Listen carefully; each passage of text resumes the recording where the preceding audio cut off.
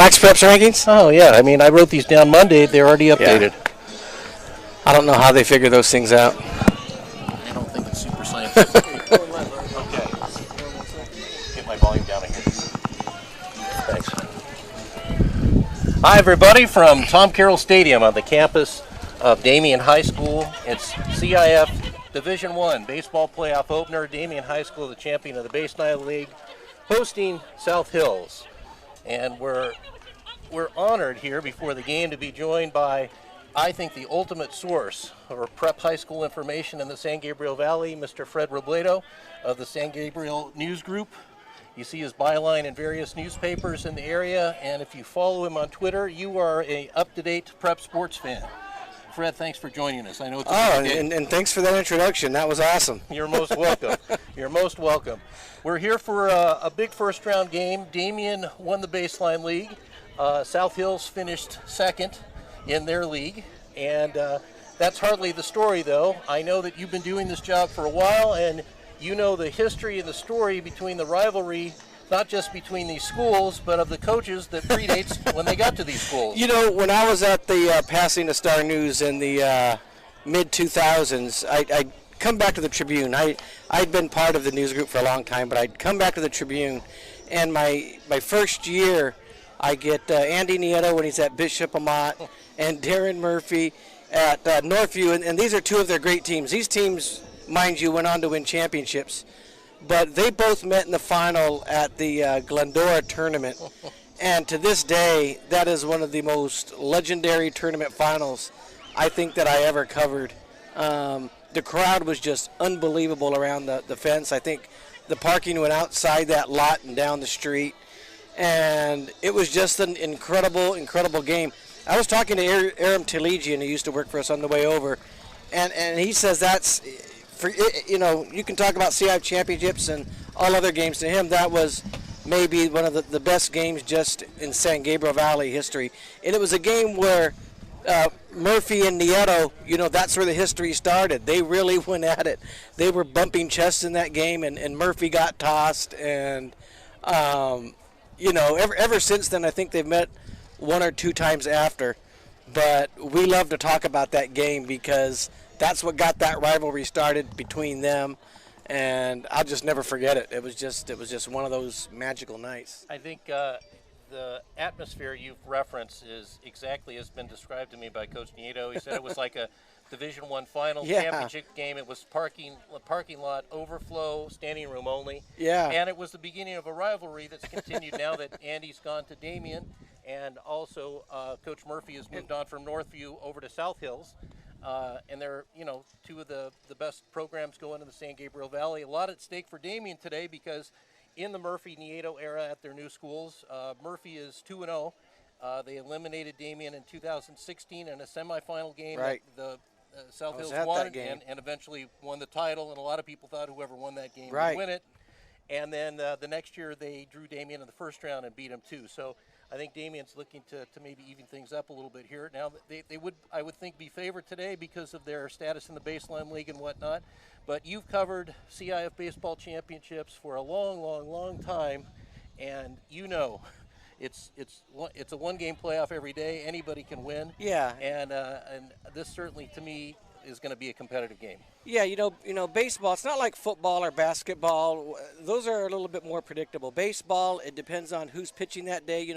Both teams are throwing their number ones. We got Patrick versus Beck today, and you mentioned those two games that South Hills won. So, I know Nieto and Damien feel like, after the season that they've had, and they finished strong down the stretch. I think they won 6 in a row. Is that right?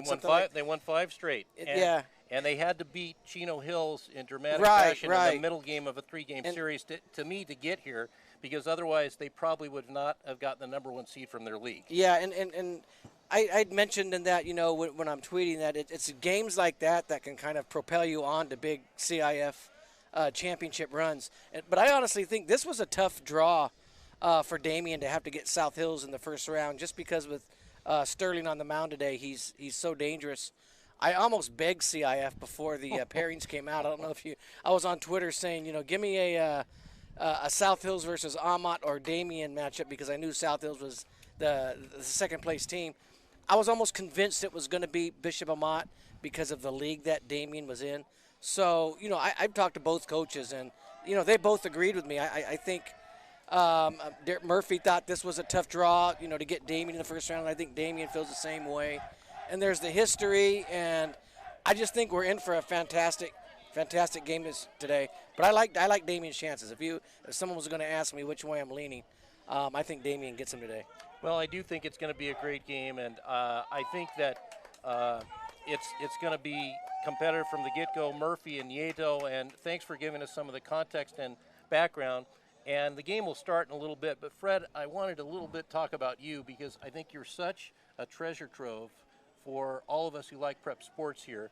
And for those of you listening who do not follow Fred on Twitter, and I'm not great on social media, but one must I have is to check out what you do. And I have to say, you and your team do an incredible job. And it's not just the baseball, basketball, football. You follow everything. And how you stay on top of it, you need to let me know, because you must take some really good vitamins.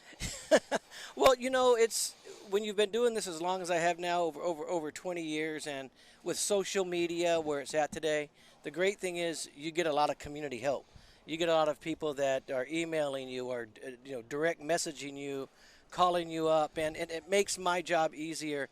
I'm sort of the liaison between the fans and the people that I write for, because I'm that guy that they feed information to, and I get it out. And it's one of those things where I love doing it. I have a passion for doing it, and I just love this spring has been crazy because we have so much going on. Right. I've never felt this challenged before, but it's fun. After the year we've gone through with COVID, we could do this over and over and over again, and I'd take it over sitting at home like we were every day and twice on Sunday. We've kind of come back with a vengeance. In fact, you make a good point. There was a day earlier in the season where a first happened in the history of Damien High School. On a single day, Damien won a varsity football game, a varsity basketball game, and a varsity baseball game, all on the same day. Yeah. I doubt that'll ever happen again, Fred. It'll never happen again. And hopefully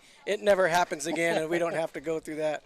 But, yeah, that's the way the season has gone. And I think there are a lot of schools who share those similar type of stories. And this is exciting right now. You got, you're going to have a basketball game here at Damien tomorrow night. You got the baseball game here today. You got girls basketball playoffs, soccer still in regionals. I mean, it's just wild to have this much stuff going on, and everyone's graduated practically by now. We're in June already. We've never played this late into the season. So the seniors playing in this game, at least on the Damien side, they have gotten their diplomas. Yeah, and South Hills graduated on Wednesday, so it's summertime. It is. Summer has started. Yeah. Well, Fred, I know you have to get behind home plate and cover the ball game. I want to thank you for your time. Yeah, thanks, and courtesy, and thanks for everything you do. Appreciate it, Guy. Great. Thank you. Thanks, buddy. Enjoy the game today. Enjoy the game. Thank you. Fred Robledo has been our guest. We'll be back in a minute. This is Damien High School Baseball.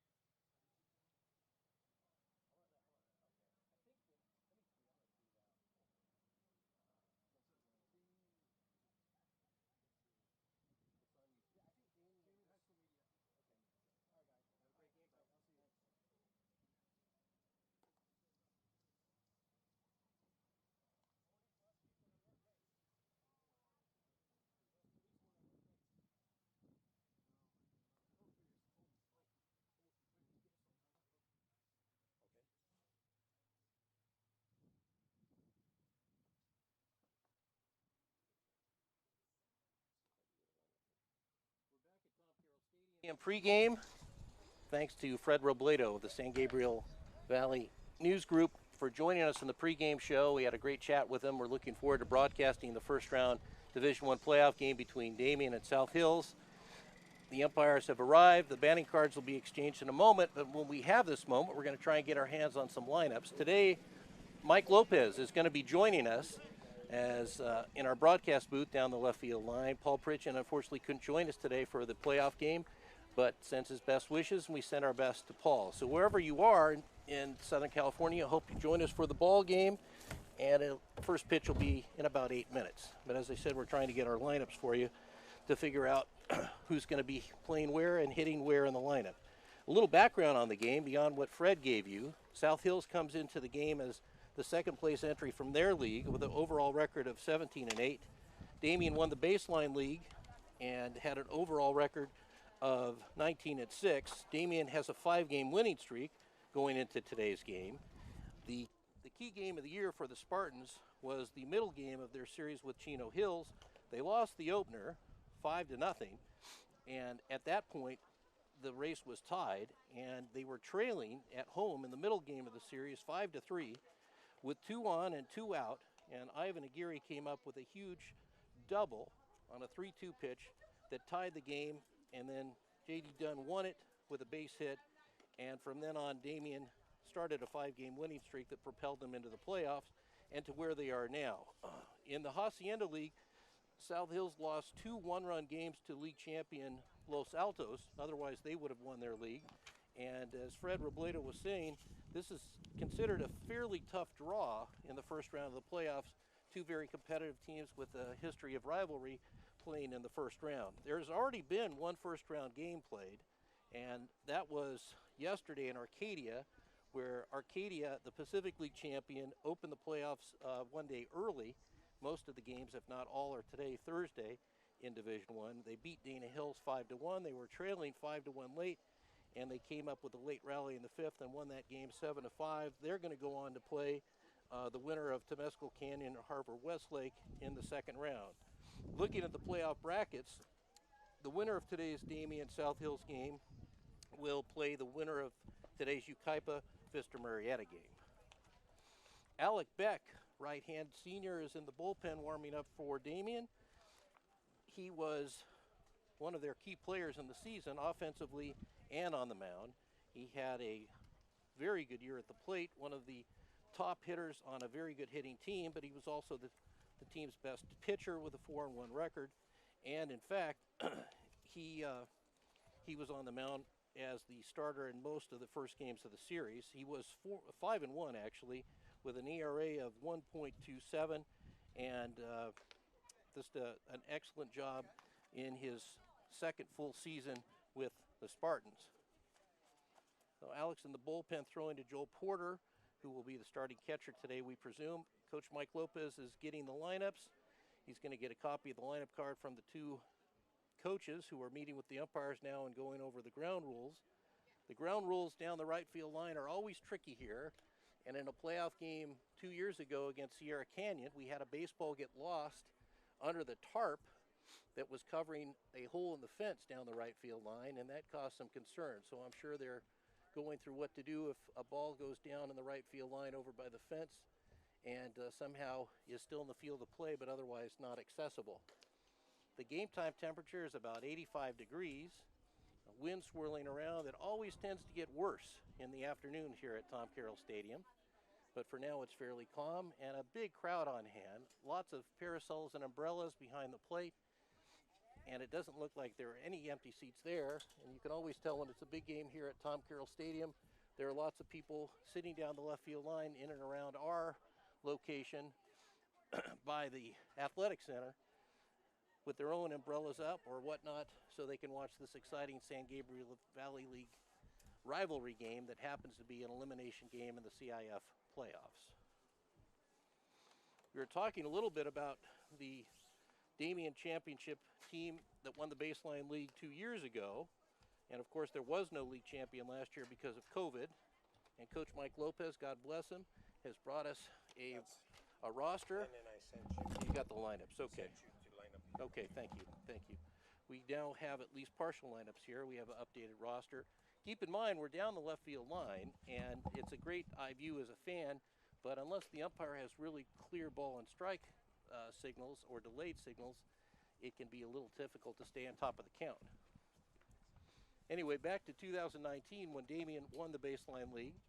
They had a first-round playoff matchup and they beat Sierra Canyon in the first round of the playoffs, and then went on to lose to eventual Division II champion Santa Margarita in the second round. But for Damien, they have not gotten past the first round but once in the last 5 years.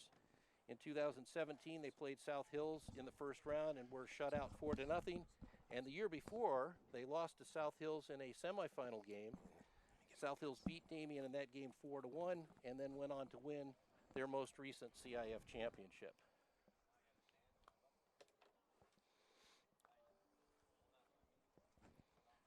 Big difference in this year's Damien team compared to 2019. They were primarily a pitching and defense team that season. They had Chris Campos as the closer, two very high-quality starters in Bradley Mullen and Adam Dow, and they had to play for a run here and there. They were not a great hitting team. This team has been a little different. The team ERA is higher than Coach Nieto would like, but it may be the best hitting team he has ever coached. At least 7 players hitting 347 or above, 4 hitting more than 400, and they have scored almost 100 more runs in fewer games than that 2019 team won. And now we'll take a break and stand for the playing of our national anthem.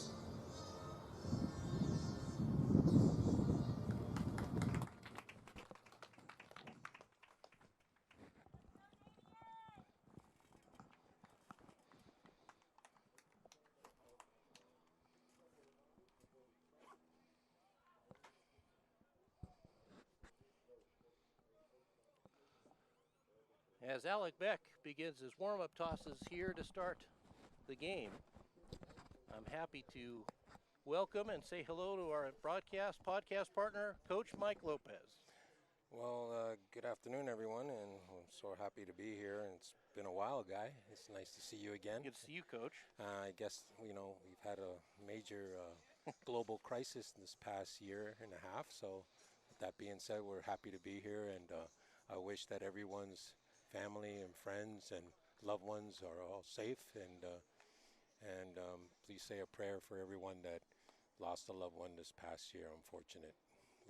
But we're happy to be here at Tom Carroll Stadium at Damien Baseball, and I've had the privilege of this year, luckily, been blessed to take over at least coach the freshman team this year, and those boys look really good, and we had a 17-4 season, which was a real nice start of their freshman career, and actually the baseball at Damien here at Damien High School. Well, it's great to have you, Mike, and your kind thoughts are certainly appreciated. We're so happy this to be playing baseball, and looking forward to this exciting first-round matchup between Damien and South Hills.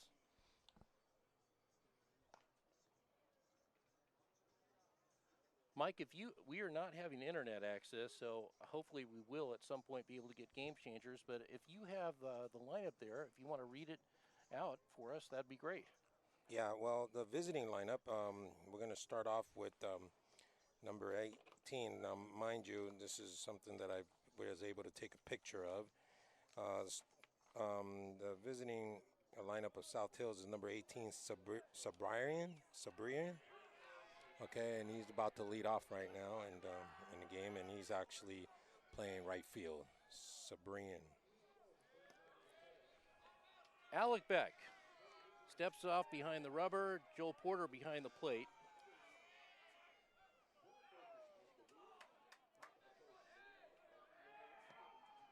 Cibrian to lead it off. Beck out of a windup. Ready, and the first pitch. Runs inside, ball one.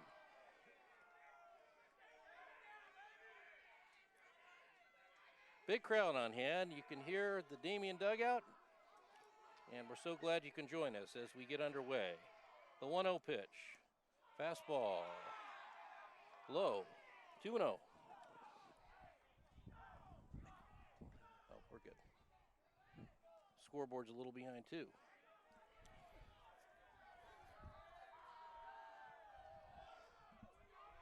On deck, Ramirez.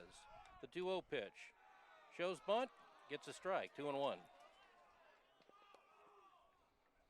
Ciprian Ramirez Rosales for the Huskies. Right-hand batter digging in. Beck check signs with Porter. Now he's ready. And the 2-1 pitch. Check swing. It'll cost him. 2-2.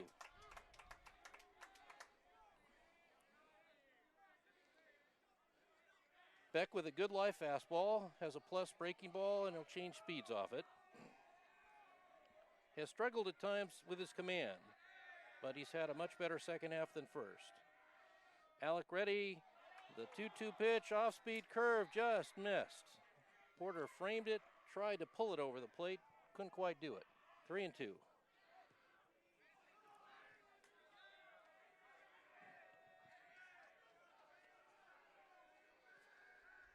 Alec didn't want to start this game with a walk, I'll tell you that, Mike.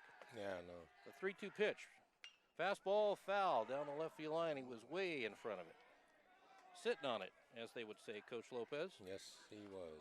And before we finish today, Mike, I want you to tell us a little bit about your coaching the Spartan freshmen. Yeah, for sure. When we get a chance here and break in the action, we'll talk about that. 3-2. We'll do it all over again. Beck's 3-2 pitch, line to center, and it'll fall in front of Matty Clark for a base hit. So South Hills has the leadoff man aboard, and that'll bring up Ramirez. On deck, Rosales, and then after that, Morales. Kind of feel like I'm at Dodger Stadium, late arriving crowd. Joel Porter out in front of the plate, barking out signals and signs.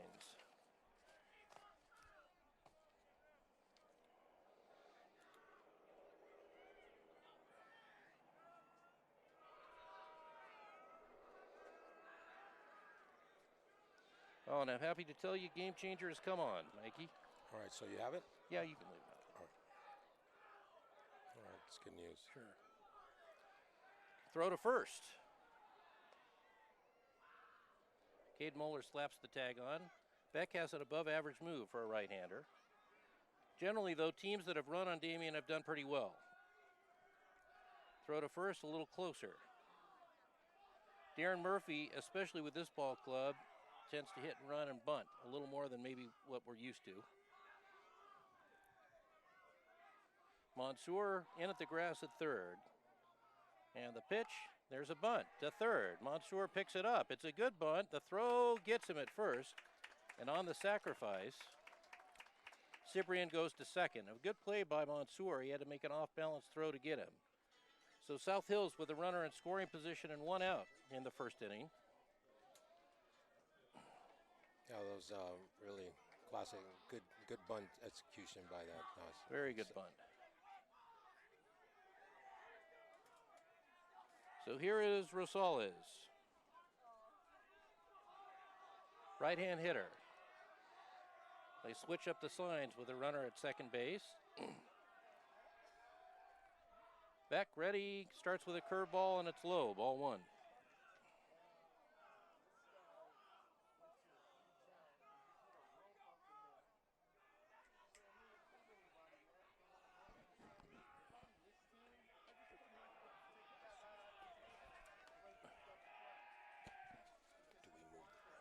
The 1-0 pitch. Off speed, curveball in there, 1-1. The Damien infield, Muller at first, Argullis at second, Mansour at third, Ivan Aguirre at short. An outfield of Daly, Clark, Dunn, Joel Porter behind the plate, and Alec Beck on the mound. They're playing Rosales somewhat shallow and straight away. The 1-1 pitch, low. Beck trying to keep the ball low, and that was this to hair too low. So once again, he's behind an account.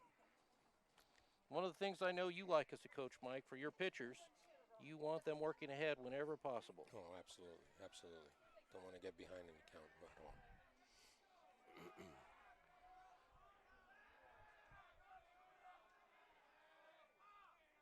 Pitch in the dirt. Nice block by Porter. Nice form, getting rid of his mask and coming up ready to throw. But Beck is in a hole, 3-1. You don't see that much anymore in even Major League Baseball, Mike. A lot of the catchers have been rushed to the big leagues, and they don't take their mask off to find the baseball. I have a good friend of mine that keeps reminding me how important it is to make sure you take off your mask. I think he was a catcher himself back in the day. That's what I heard. Yeah. Beck ready. Takes a long time between pitches, and the 3-1 pitch is fouled off, and that's going to make it to Palomares Avenue. Right, and luckily it didn't hit any other cars out there. As far as we know. Yeah, there's quite a bit of cars out there, by the way. You wonder why? This is the biggest crowd as we've seen in some time here at Tom Carroll Stadium. We got a full count now. Beck checking with Porter.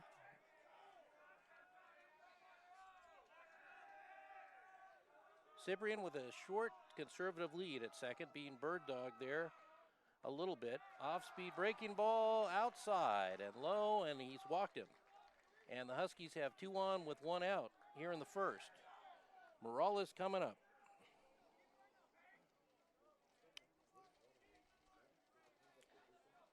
Lefty cleanup batter coming up right here. Gilbert Morales, left-hand hitting first baseman. Coming up with a chance to do some harm. We couldn't get you some stats. We couldn't find South Hills Husky stats on Game Changer, but when Damien comes to the plate, we'll have some stats for you. The Spartans at double play depth. And the pitch by Beck is low, ball 1.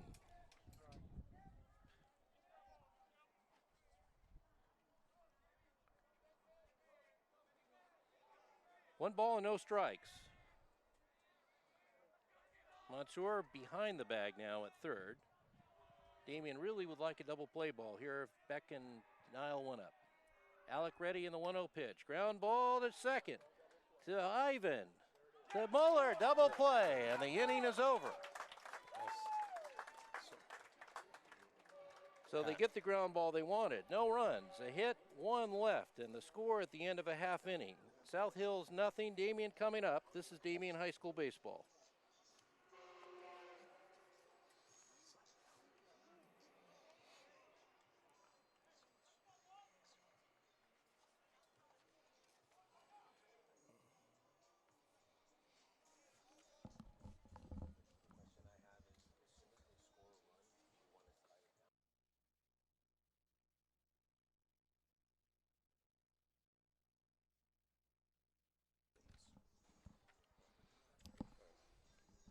Thanks, Chris. We're back at Tom Carroll Stadium. South Hills failed to score in the first. That was a great ground ball. Defensively, they were able to convert that double play, which was pretty much got out of trouble right there. Perfect for Damien. For the Spartans, we're waiting for their lineup to set in Game Changer, but it'll be Matty Clark to lead it off unless there's a surprise. There you go. There you go. Matty Clark leading it off in center. Alec Beck batting second on the mound. Cade Muller batting third at first. Sebastian Argeli is in the cleanup spot playing second. He made the nice feed there to Aguirre on the double play. Mansour batting fifth at third. Ivan Aguirre bats sixth at short. J.D. Dunn batting seventh, playing right, and we'll talk about him. He's had a really terrific year. Tyler Daly batting eighth in left, and Joel Porter batting ninth and doing the catching.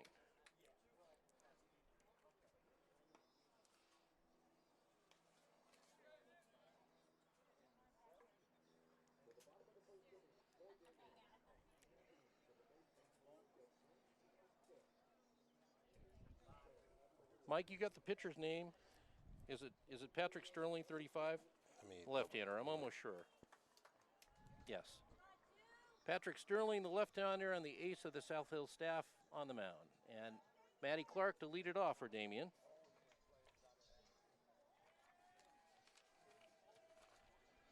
Right-hand hitter, hit .347 in the regular season.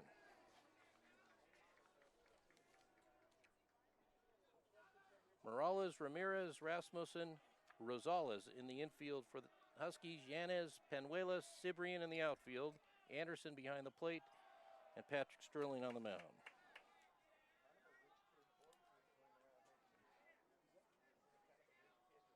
Didn't see any call, so I'm going to assume that was a ball, Mike Lopez. It was a ball, yes. 1-0.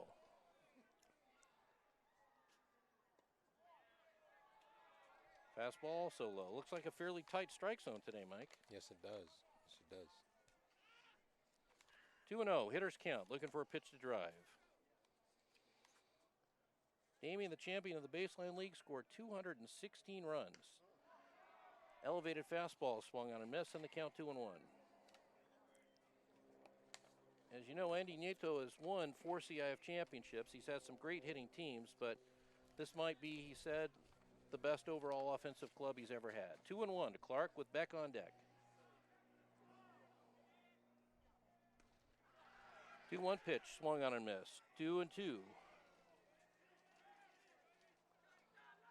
Clark was tied for second on the club in runs scored with 25. Caden Muller, with all his pop and home runs, had 31 runs scored to lead the ball club. 2 pitch in the dirt.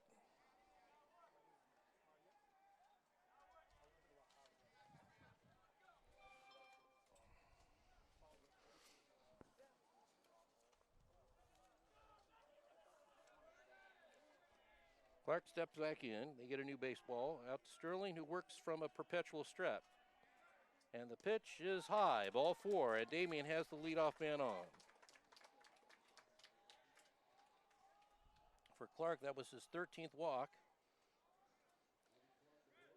Andy Nieto, as he is wont to do, walks a good 3/4 of the way down to home plate. And I'm going to have Mike Lopez tell me what play is going to be on. You know what? Traditionally, Coach Nieto likes to move the runners over. You know, in this situation, the ideal thing would be to try to move that runner over to second base, make sure to be out of a double play, get him in scoring position, which I'd be surprised. And sure enough, we see Alec Beck here trying to sacrifice him over. Beck does lead the club in sacrifice hits, but this is a Damien club that hasn't had to sacrifice as much this year. He has 6 bunts to move runners over. He shows bunt, pulls it back, but he's also hitting .416, and he takes the strike at the knee, 0-1.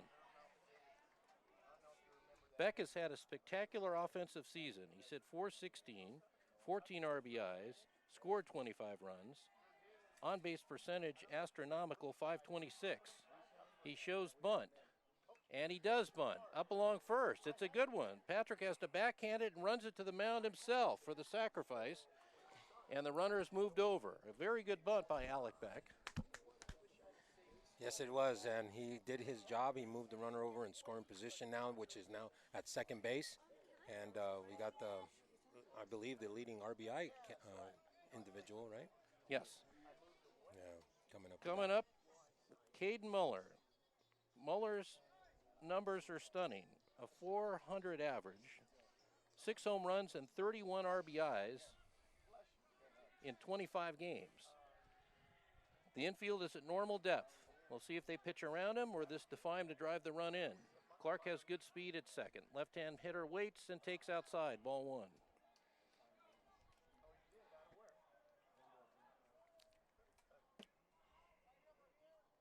Mueller, as you might not be surprised, led the club in base on balls with 17. The outfield, deep and straight away, while the center fielder shaded to right center. Mueller has shown power to all fields, but particularly right center.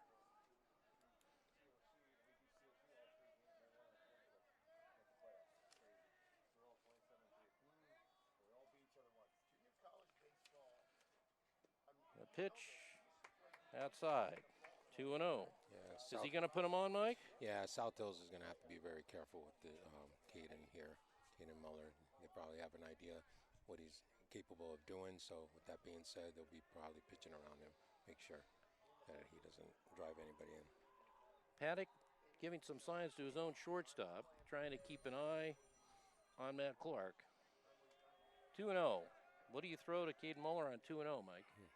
Gotta be very, very careful. You can't be throwing no fastball because I'm sure he'll be all over it. And the pitch, check swing, and he's mad at himself for even offering at it. Yeah. That's not the pitch you wanted to pull the trigger on. 2-1.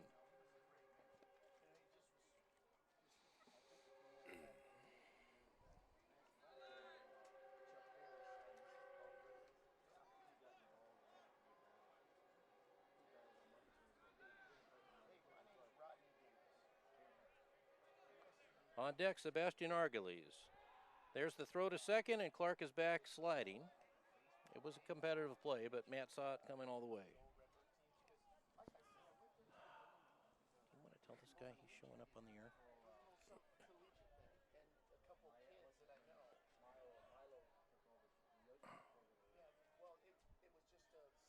2-1. Paddock delivers. Very high into the backstop, and on the wild pitch, Matty Clark makes it to third.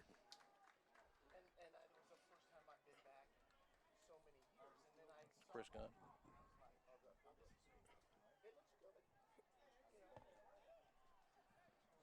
Thanks, Mike.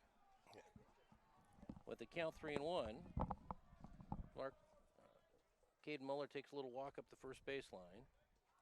Visit out to the mound by the shortstop. The count remains 3-1.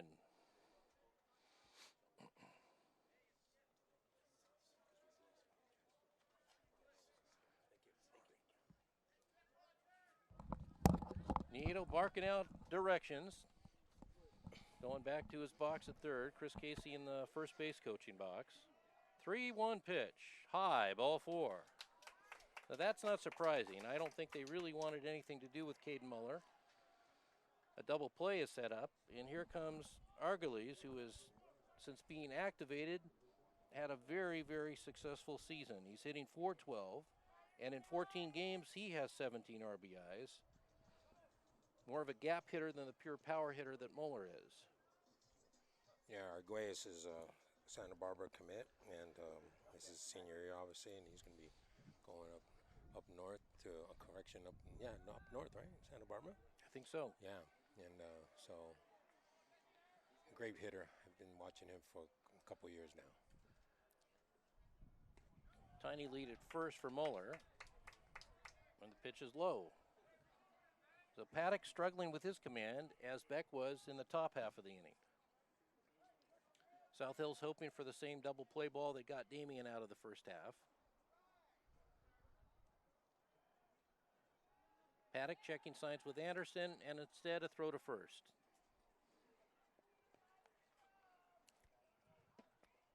The South Hills outfield is now played more straight away than they were for Mueller. Now, you never can rule out a squeeze play with Coach Nieto either. The 1-0 pitch. Outside, ball two. Damien lineup is far too dangerous to be consistently pitching behind on, Mike. Yeah, they sure are. They got power and they got hitting capability throughout the whole lineup. Now, in this circumstance, the batter's looking for a pitch to drive, maybe even a particular location. The 2-0 pitch, swung on, popped up, shallow center. A trio of Huskies. The center fielder calls off everyone to make the play, and Clark has to hold. So Sterling Paddock makes a big-time pitch, and that's not really the at-bat you want on that count, right, Mike? No, you You want to try to do it what you can to try to hit the ball in the opposite field, Right. on the ground, try to find a hole, try to get that runner from third to home. So it'll be up to Robbie Mansour, hitting .375. He's had a great year in terms of run production after being made active. 19 RBIs in 15 games for him. Clark still at third. He's been there for a while. They're going to charge him rent if he's there much longer.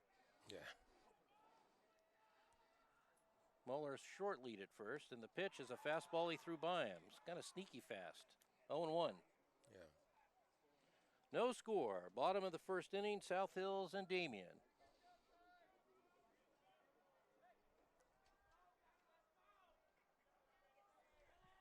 Mansour waiting patiently. They play him straight away.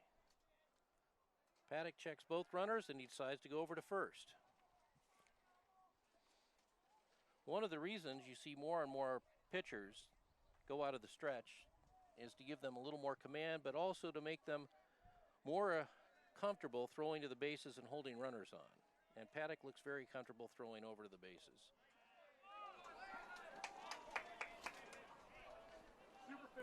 Just missed. 1-1. Boy, South Hills dugout barking at the home plate umpire. Crowd still arriving. Paddock ready and delivers. Check swing, and he fouls it into the fence along the Damien bullpen. And he's in a hole 1-2. This is beautiful to see, Guy. See all these fans come out to watch these games. Obviously we're in the playoffs right now, and it's one and done. And obviously South Hills is a local team, not too far from here, and it's like a rivalry coming over here. Very much so. A lot of the players know each other, play against each other in the summer and fall. Little courtesy to throw over to first by Paddock. I don't think Muller's going anywhere, Mike. No. But I think a lot of people today can really just take some appreciation that we're getting back to normal. A little protect me swing there by Mansour, fouled off the Palomares land. In the background, see some planes taking off from Brackett Field. That's a good scene. We haven't got to see that either. This is good to be back at the ballpark. Good media contingent here today. Photographer from a couple newspapers, Fred Robledo, and keeping track of things for the San Gabriel Valley newspaper group. And on a 1-2, Mansour is hit by a pitch. And that's not what Paddock wanted. So 2 walks and a hit by a pitch. Darren Murphy, the coach of South Hills, taking a slow walk off to the mound. And Ivan Aguirre, who's been an absolutely deadly hitter since he was put in the number 6 slot, waiting his chance. We told you about Aguirre's heroics with the big 2-out, 2-run double to tie a game against Chino Hills that was won in the next at-bat by Dunn.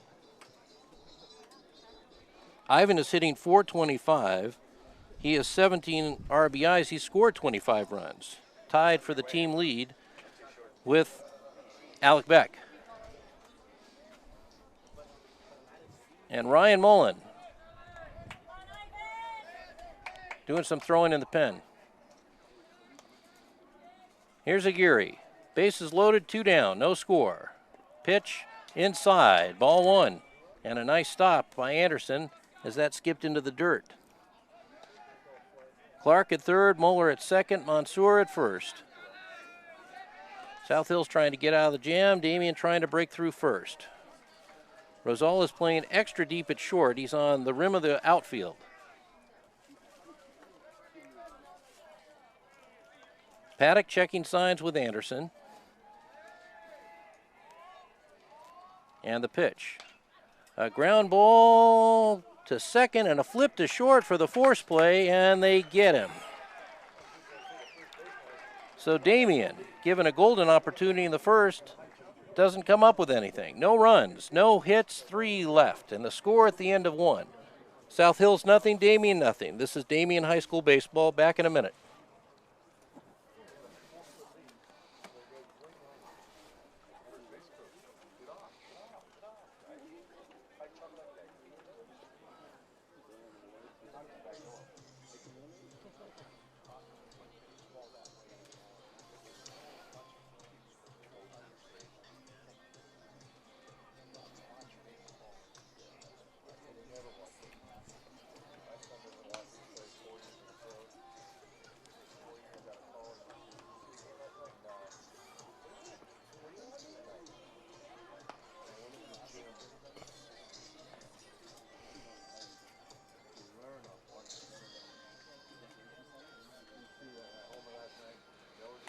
So, Guy, when was the last time we've been here? It was like over 2 years ago, right? Well, we did one game this year with Paul. Paul did one game without us, but the last time we were all together doing a game would have been the Sierra Canyon playoff game. That was the last home game of the 2019 season. Damien had a road game after that, went down to Santa Margarita where they lost in the playoffs. Thinking back on that very abbreviated 2020 season, we played a game in March against my alma mater Esperanza, and nobody knew it then, but it would be the last game Damien would play until this season. All right. We go to the second inning, scoreless tie, Division I Southern Section playoff opener between Damien and South Hills. Both teams had their chances in the first. Both teams failed to score.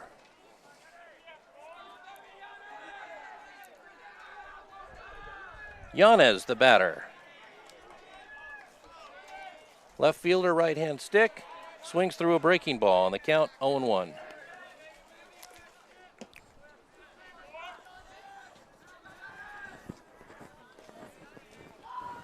Robbie Mansour behind the bag at third, and the outfield straight away. Alec Beck, ready, delivers. Fastball high, 1-1.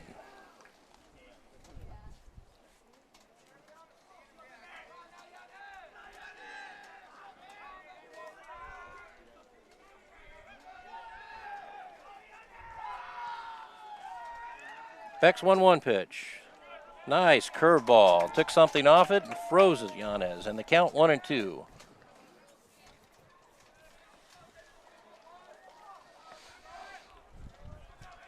Seen some stretching and working out of the Damien bullpen, but not sure if that has anything to do with the possible pitching change. The 1-2 pitch is another curve, but that one's too low. 2-2.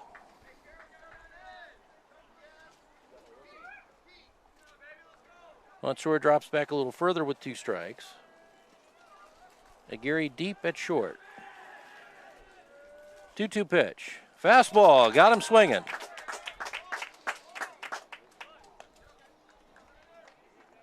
So Alec Beck picks up his first strikeout. 1 away in the South Hills second. And the batter will be Anthony Rasmussen. Another right-hand hitter.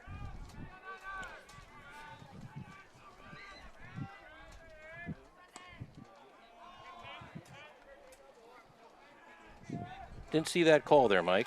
Yeah, it was a ball. Just outside, a little high. 1-0. Beck ready, comes back.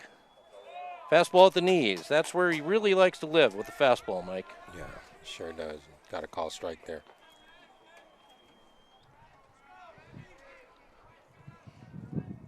Rasmussen asks for time and gets it.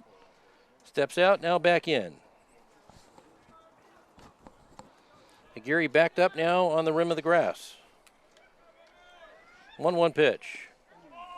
Fastball in there again, 1-2. He was looking curve. When you're able to mix your pitches, sometimes you can get the hitter guessing a little bit, Mike. And now it's 1-2, and you have to wonder what Beck's going to come back with here. Well, Beck's in control here with this pitch. He could pitch anything right there and hopefully gets himself a foul ball. Fastball hit foul, sharply past the third base coach. Into the batting cage. You don't see that very often.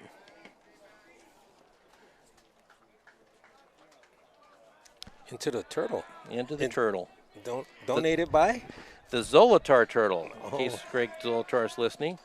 1-2. Beck ready and delivers. Curveball, froze him and just missed. Porter thought he struck him out, was ready to throw it around. And the Damien dugout's all over the home plate umpire. 2-2. Boy, that was the right idea. Must have this been a little high. 2-2. I might throw the curveball again, Mike. Yeah. Just out in front. Breaking ball, and he fouls it into the South Hills dugout. Still 2-2. Pitch counts are important all the time, but especially in the playoffs. And Alec has now thrown 26. With 1 out, top of the second, no score. Beck a long look in to Joel Porter. Now he's ready. And the pitch, fastball, got him swinging. Beck has struck out 2 in a row.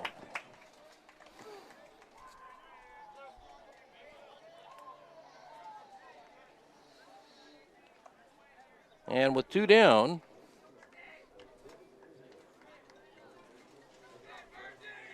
the designated hitter, Evan Burns, comes to the plate.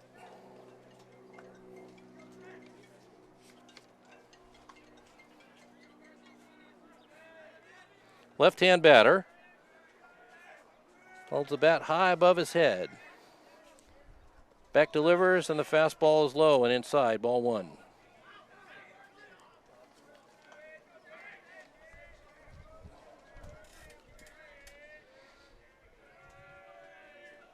Mansour still back of the bag at third. And the pitch is popped up in the middle of the diamond. Aguirre calls for it and makes the play. Very easy, oppressive inning for Alec Beck. 3 up and 3 down. 2 strikeouts among the outs. And at the end of an inning and a half. South Hills nothing, Damien nothing. This is Damien High School baseball. We'll be back in a minute.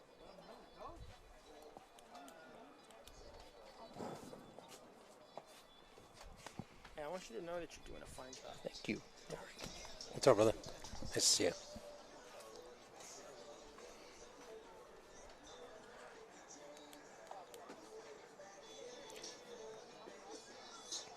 Well, Guy, like once again, is so happy to see you again, and we haven't had, been able to see each other in like close to a year, right? It's been a long time, It's Mike. been a long time. We've all tried to play by the rules, stay healthy, take care of our families. It's this good to get out in the world again and Yeah, sure is. be out here in the sunshine. Now we mentioned something about a turtle, the batting cage turtle, right? We did. Yes, we did, and during the game, and we want to give a shout out to the person that donated this lovely turtle to the Damien baseball program. The turtle was donated through the largesse, generosity, and graciousness of our good friend Greg Zolotar, Yes, I hope him and his family are doing really well. the principal of Triton Financial. Yeah. We figured if we're teasing about the turtle, we have to give him a plug. All right. Bottom of the second inning.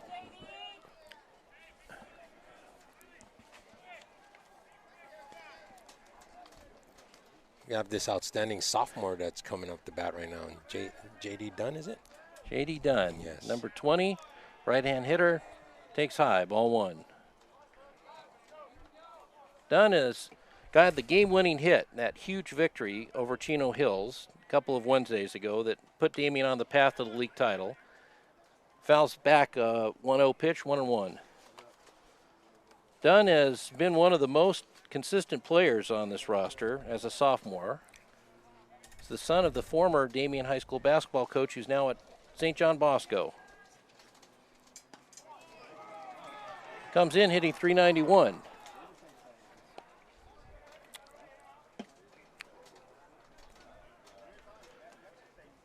It's 1-2. Paddock tried to throw him a curve, and Dunn does a great job to stay alive, and this keeps alive with a little foul ball.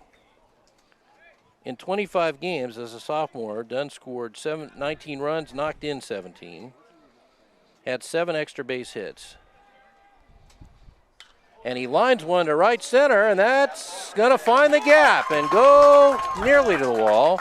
He can run too, folks, and he's into second with a stand-up double. Yeah, excellent hit right there, and nice double. Obviously, he stayed within himself and hit it in the opposite field. Oh, we got a little baby coming out on the field. Oh. Maybe related to J.D. Dunn. Who knows, maybe. Oh, my goodness.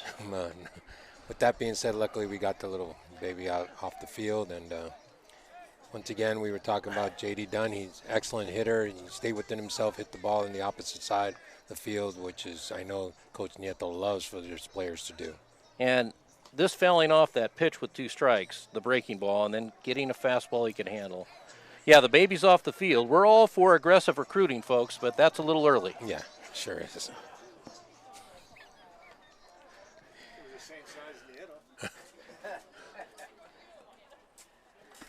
Here's Daly.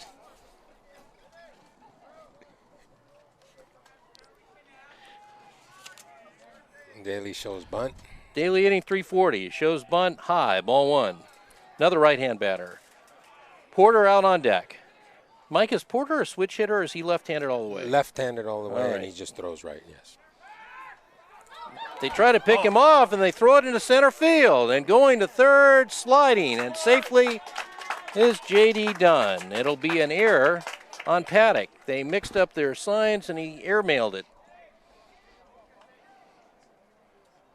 So without the bunt, the Spartans get a runner to third and nobody out. And the question now will be, would South Hills bring the infield up this early in the game? Well, they got to make sure to try to keep the run off the scoreboard, so they'll do everything they can to try to make sure that runner from third doesn't go home. I'm still trying to figure out how that baby got on the field. Yeah, the little baby just decided to run off to the field. I mean, the little toddler, because he was walking, he ran out to the field, so our Coach Nieto has a chat with Tyler Daly. Now he's chatting, and he chats to everyone during the game, nonstop. He's now talking to Joel Porter, his on-deck hitter. Daly's back in the box. Down the line from third is done, and it's hammered into center, base hit. And it's 1-0 Damien. So they cash in the double and error, and the Spartans score first. Yes, they do, on a pair of sophomores, by the way, just to let you know that J.D. Dunn was a sophomore here. I'm playing varsity, and the batter that just batted, which is Tyler Daly. Tyler Daly. This hammered that ball. Yes. That ball, that exit velocity, I wish we had it for you. Yes, he did. Here's Porter hitting 372.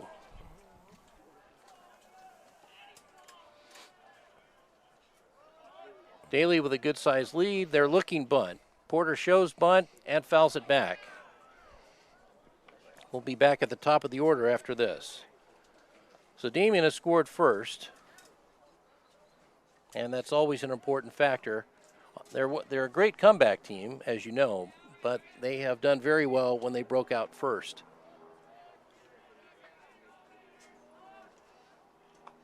Paddock checks Daly.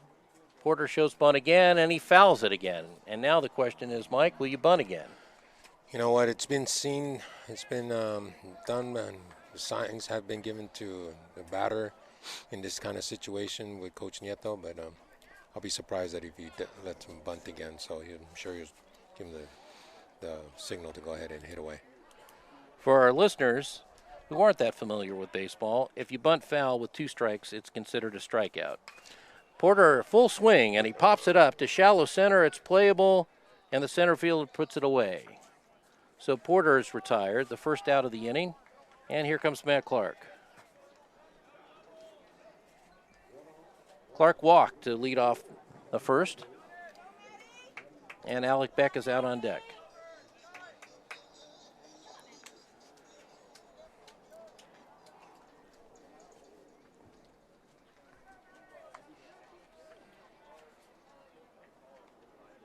Third baseman deep at third. Paddock checks Daly, delivers to Clark, and he fouls it back. Good fastball there.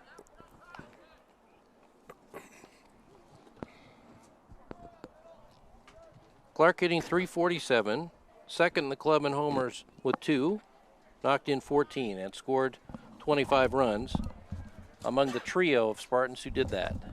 The 0-1 pitch.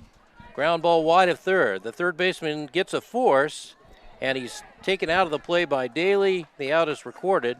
No throw to first. So Daly, a hard but clean slide into second to prevent any thoughts of a double play. 2 down, and Clark at first, and you wonder now if Coach Nieto might turn Matty loose.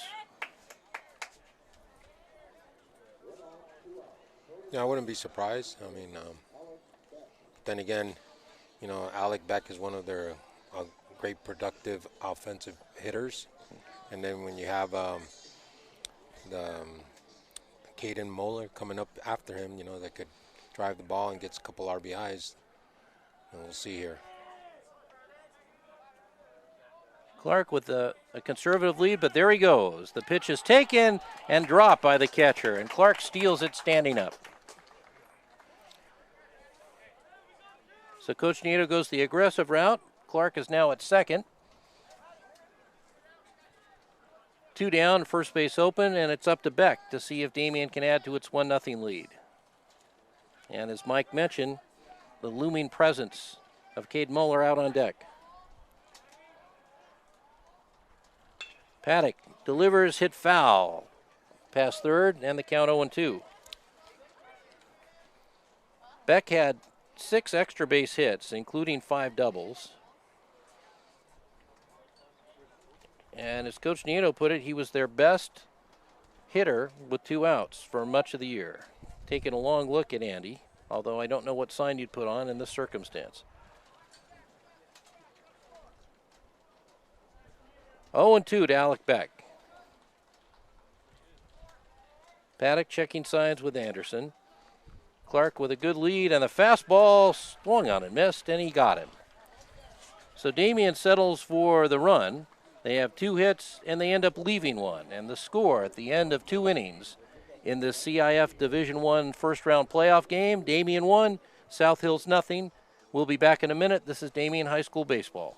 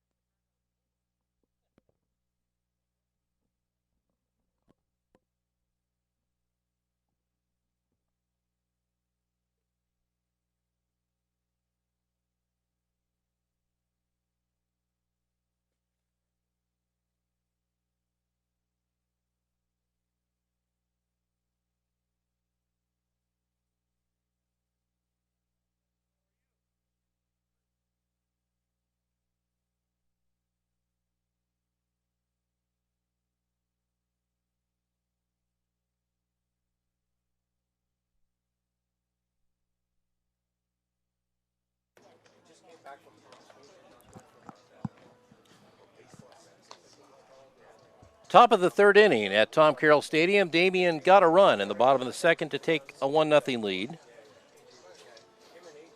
And Alec Beck finishing his warm-up tosses. It's a big game for both teams, but for Damien especially meaningful. As we told you in the pregame show, twice during Andy Nieto's tenure at Damien, which is now in its 7th official but 6th full year because of COVID, South Hills has eliminated the Spartans in the CIF playoffs. That was in 2016 and 17.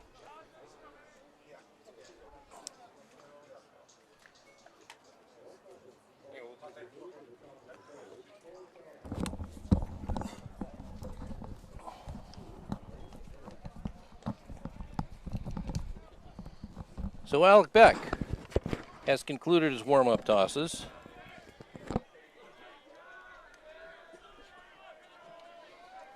And the batter for South Hills is Penuelas, right-hand batter.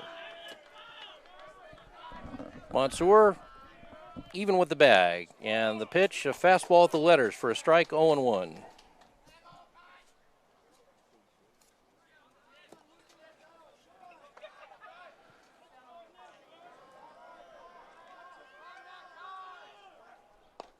The 0-1 pitch, a little low. Panuelas, right-hand hitting center fielder. Paddock out on deck will hit for himself, and then the top of the order. Beck steps off for a moment. Panuelas steps out for a moment.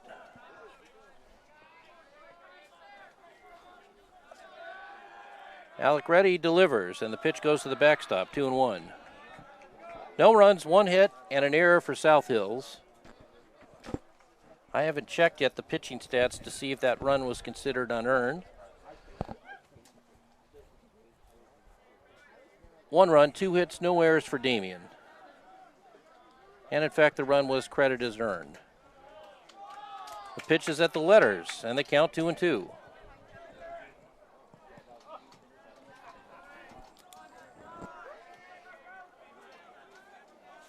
Two and two to Kai Penuelas. Back checking signs with Porter. Now he's ready and delivers. Off speed, and it gets away from Porter. He picks it up and throws, not in time. It was such a good curveball, Porter couldn't handle it. So even though Penuelas has been struck out, he is not retired, and he advances to first base on a wild pitch. And Mike, I know as a coach how frustrated you are when that happens with your team. Yeah, and you know what? It's unfortunate. It was a nice curveball in the dirt. Obviously, Porter and Joel did what he could to try to block it and keep it in front of him. Kind of slipped away a little bit from him. So that being said, we got a man on first now. Sterling Paddock up at the plate, left-hand batter. Wonder if South Hills might play a bunt here. 2 quick throws, and that one was close. Beck, as we mentioned earlier, has an above-average move for a right-hand pitcher. Another one over there, trying to tire him out. Yeah. Mansour is in front of the bag, looking bunt. The middle infielders are near second base. Back ready and delivers. Paddock shows bunt, pulls it back. Yeah, I see a bunt going down the third base line, especially with this lefty batter coming up. It's on the 0-1. Yeah. Excuse me, 1-0.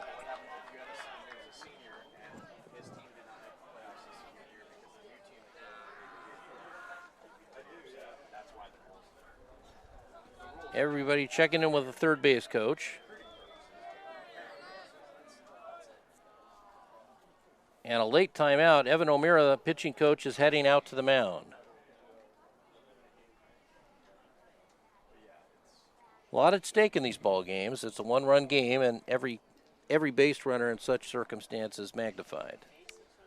Yes, it is, especially when these playoffs are one and done. I mean, if you lose, you go home. If you win, you advance. And you wait to see who you're going to be playing, which the next game would be when? Well, and speaking of that, the second game of the Division I playoffs are scheduled for the 8th, which I think is Tuesday, Mike? That looks like it, yes, Tuesday. And the winner of this game will play the winner of the Ukaipa Vista Murrieta game. If we get a chance later today and Max Preps is updated, we'll let you know how the other Baseline League teams are doing. In the old days, the league itself was designated in one division, but in the newer era of CIF baseball, teams from the same league can and do play in separate and distinct different CIF divisions. And Damien's the only Division I entry from the Baseline League. The 1-1 pitch, he was around a bunt, fouls it back, and now it's 1-2. So what do they do now, Mike? Do they still try and bunt, or? No, with no outs, no, I'm sure they'll probably have him hit away. I'll be very surprised because the last thing he wants to do is bunt the ball foul. He was unsuccessful. He was not successful the last 2 attempts. So, see what he's trying. He shows bunt, takes it. Oh, that was now strike 2. So. Well, they must have the count wrong on the scoreboard then. Yeah. So now is the count 1-2 or 2-2? It should be 1-2 now. Right. So now I would say he's probably not bunting. Penuelas all along has not had a very big lead over there. Beck doesn't even look. He bunts back to the mound. Beck picks it up, looks at second, but goes to first, and the sacrifice works. So a gutty 2-strike sacrifice by Sterling Paddock moves Penuelas into scoring position with 1 out in the 3rd. And now we go back up to the top of the order and the leadoff man. Jeremiah Cibrian coming up. Yeah, with 2 strikes, that was a gutsy play by. I'm sure the coaches really had confidence on that batter to make sure to lay down that bunt, which he did. Right. Cibrian singled to lead off the game. Right-hand batter, right on that fastball, Mike, and he fouled it back. Right. 0-1. That was a high fastball at the letters, too. It was. He went after it big time. 0-1. On deck, Andrew Ramirez.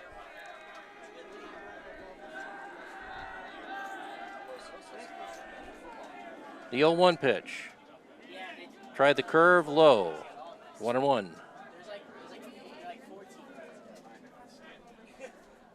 Damien has already turned a double play. They don't have that opportunity right now. The infielder's job here, Mike, if they can't make a play, is to at least keep the ball in the infield, right? That is correct. That is correct.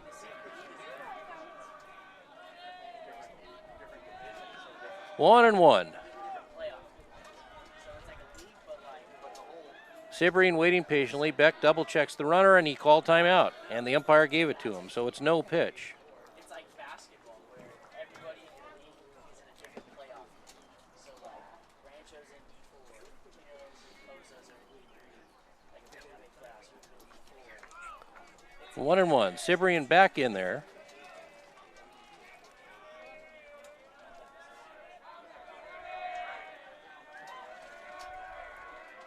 Beck working slowly.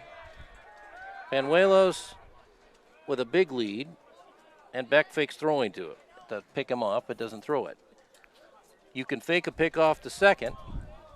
Can't fake a pick off to first, but you can try the fake in that situation. Here's the pitch. Fastball hit him. So Cyprian has reached base for the second straight time, and Beck is in a little bit of a jam again. One. Ramirez coming up. He sacrificed his first time up. So Damien will hope for maybe another double play ball here, Coach. Yes, that's what they're looking for without. They have one out right now and trying to see if they could roll it up and get a ground ball to the infield to get a double play, get out of this inning. Ramirez, as we said, sacrificed successfully. Right-hand batter. Don't think he'll be asked to bunt now. 2 on, 1 out, 1-0 Damien. Ramirez steps out, now he's back in.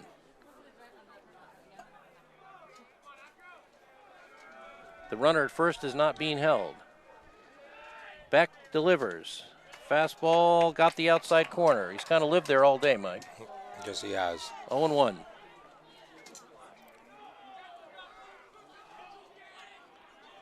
On deck, Marcos Rosales.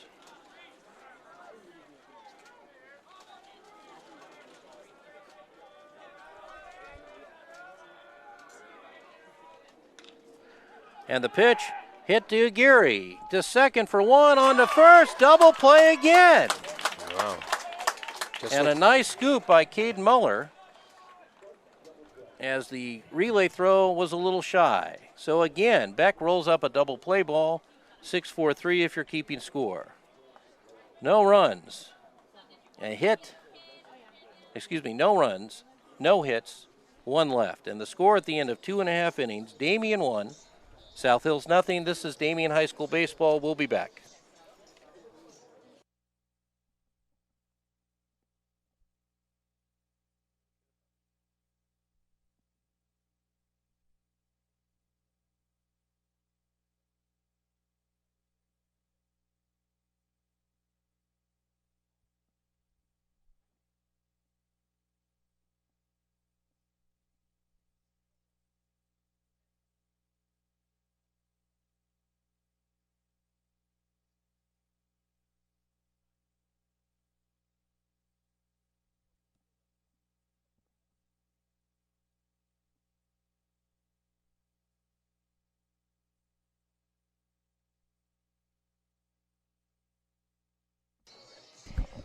We're back at Tom Carroll Stadium for the bottom of the 3rd inning.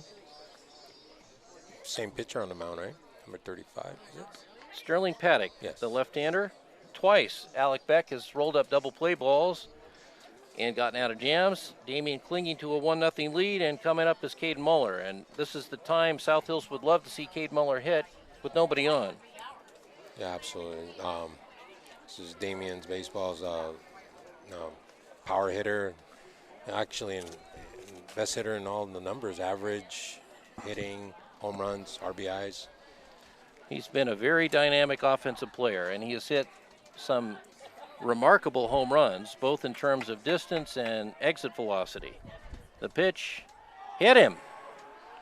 Paddock was trying to pitch him in and got it in too much. So the leadoff man is aboard for Damien yet again. And Sebastian Arguelles is coming up. Arguelles coming up. Talking about this Damien offense, Mike, they have through today, or right now, scored 217 runs through 25 games. They only scored 129 runs when they won the Baseline League title back in 2019. The team batting average is .372, a team on base percentage of .469. Throw to first, Muller's back. Arguelles a long look at Nieto in the third base coaching box.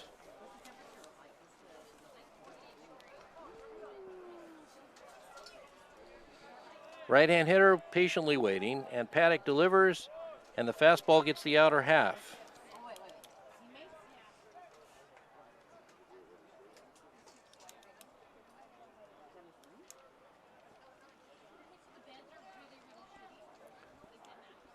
The South Hills third baseman hugging the line and behind the bag.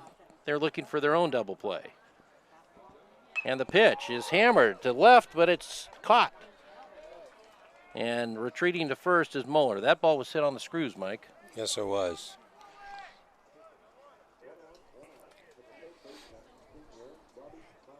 Hit right at the left fielder. Left fielder. So 1 out, 1 on. Mansour was hit by a pitch back in the first.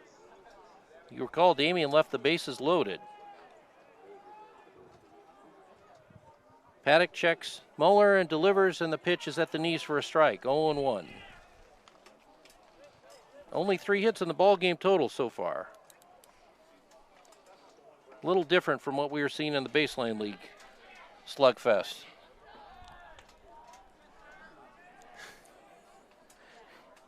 The pitch goes to the backstop.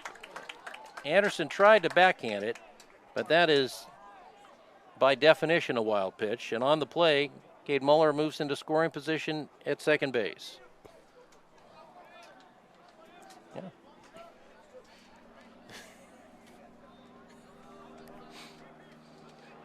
Coach Lopez was checking to make sure I wasn't making up that Damien only scored 129 runs 2 years ago.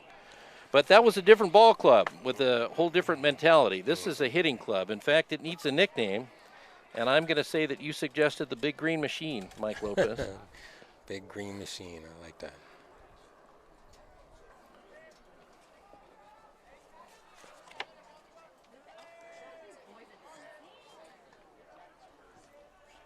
Count 2-1. Mansour waiting. Paddock delivers, and it's lifted to center, playable. Panuelos makes the catch and throws it all the way into third base. Missed the cutoff man. But still feeling alone and hopefully not stranded is Caden Muller.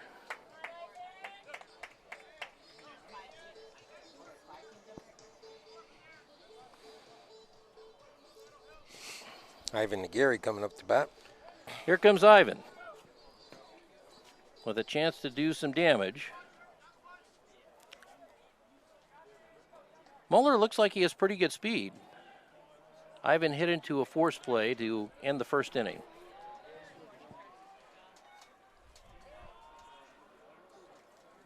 Second baseman gets behind Muller. They try to pick him off, but not in time.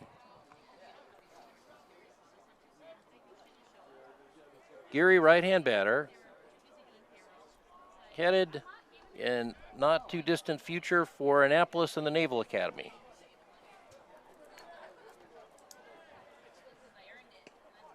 The pitch is away, 1-0.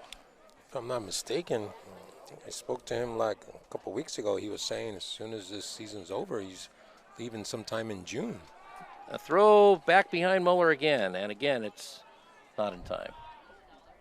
Yeah, I think you remember from last graduating class when we were podcasting the games, Caleb Park left for the Air Force Academy in June. That's It's not much of a summer vacation. No. 1-0 to Geary, trying to pick up another run and pad Damien's lead. Fastball runs inside, and he's ahead in the count 2-0. Catcher Anderson goes out to the mound to talk to Paddock. I'm not sure what class the left-hander is in, but whether he's a senior or not, he has a lot of poise.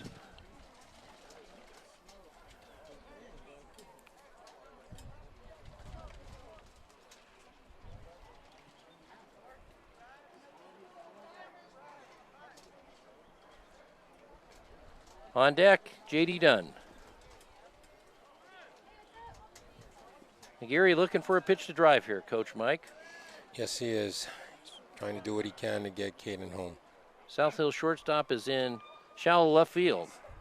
The pitch, fastball runs away, and it's 3-0. So what do you do now, Mike? 3-0. Obviously, who's on deck? Oh, you got J.D. Dunn on deck. So with that being said, I'll be surprised if we get the green light here. I'm sure he'll take one pitch and try to get on base.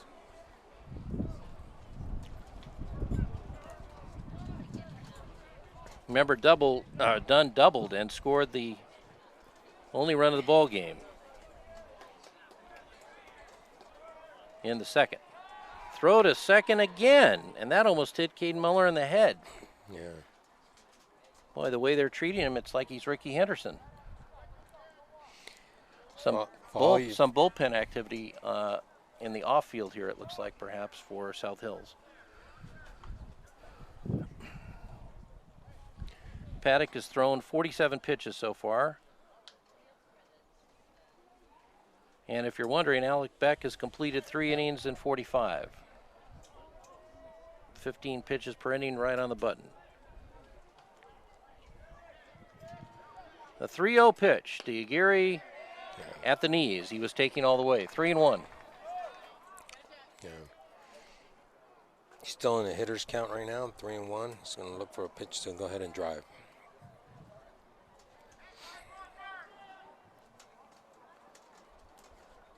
Muller with a bigger lead now. The pitch is a ground ball on 2 hops to short. He double pumps and throws behind Muller, who's headed home, and they've got him in a rundown. To Anderson, to the third baseman, who's covering home. It's the pitcher. They run Muller back. They don't tag him yet, and now they get him. If you're scoring, 6-2-5, 2-1-5. And that's the end of the inning. I'm glad you were able to figure that one out there, guy. And yes, you know, that was a pretty good play on defensively on the infielder. He saw that it was difficult for him to try to get the speedy Ivan Aguirre at first. He went ahead and saw that Caden was turning and rounding third, and hey, he said, let me get the closer out here, which obviously the rundown was successful. That was a very good play by Rasmussen at short in a couple of respects. Number one, he had a shot at getting Aguirre, but he double pumped, and he made a judgment call that he wasn't going to get him, but I'm also going to chalk that up to good coaching and game prep, because Andy Nato was very aggressive there, was sending Muller all the way. It looks like South has anticipated that, and as it turns out, the way the play broke down, they were able to get Muller, and Damien again loses a chance to get a run. And they leave another runner, so they've now left 4 through 3. And at the end of 3, Damien 1, South Hills nothing. We'll be back. This is Damien High School Baseball.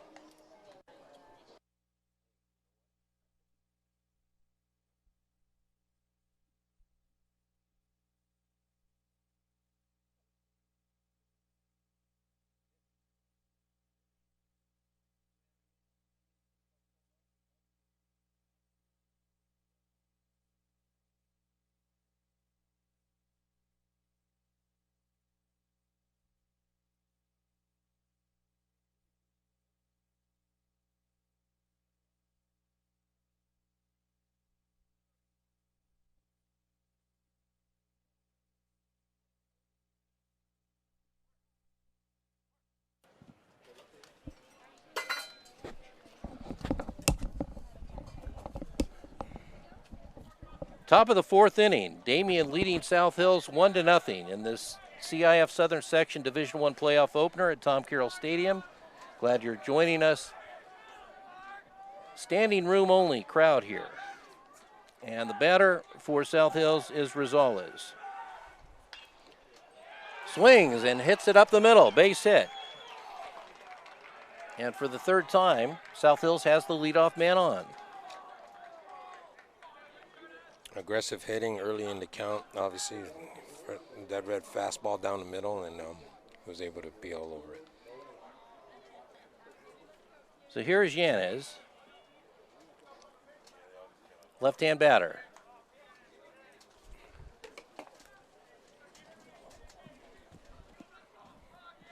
A little break in the action here, asking for timeout at first base. There's a lot of players coming from different schools to come and watch this game, obviously.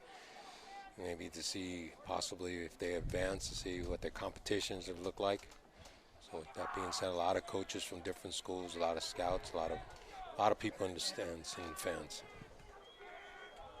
Damien sets up a double play depth. They've already turned two, and the first pitch to Yanez is low and away, ball one.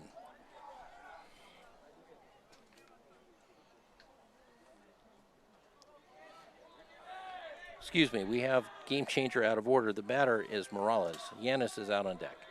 This is the left-hand stick. Beck's 1-0 pitch. Swung on, hammered to center, another base hit. Clark fields it on a hop and gets it in, and the Huskies have runners at first and second with nobody out.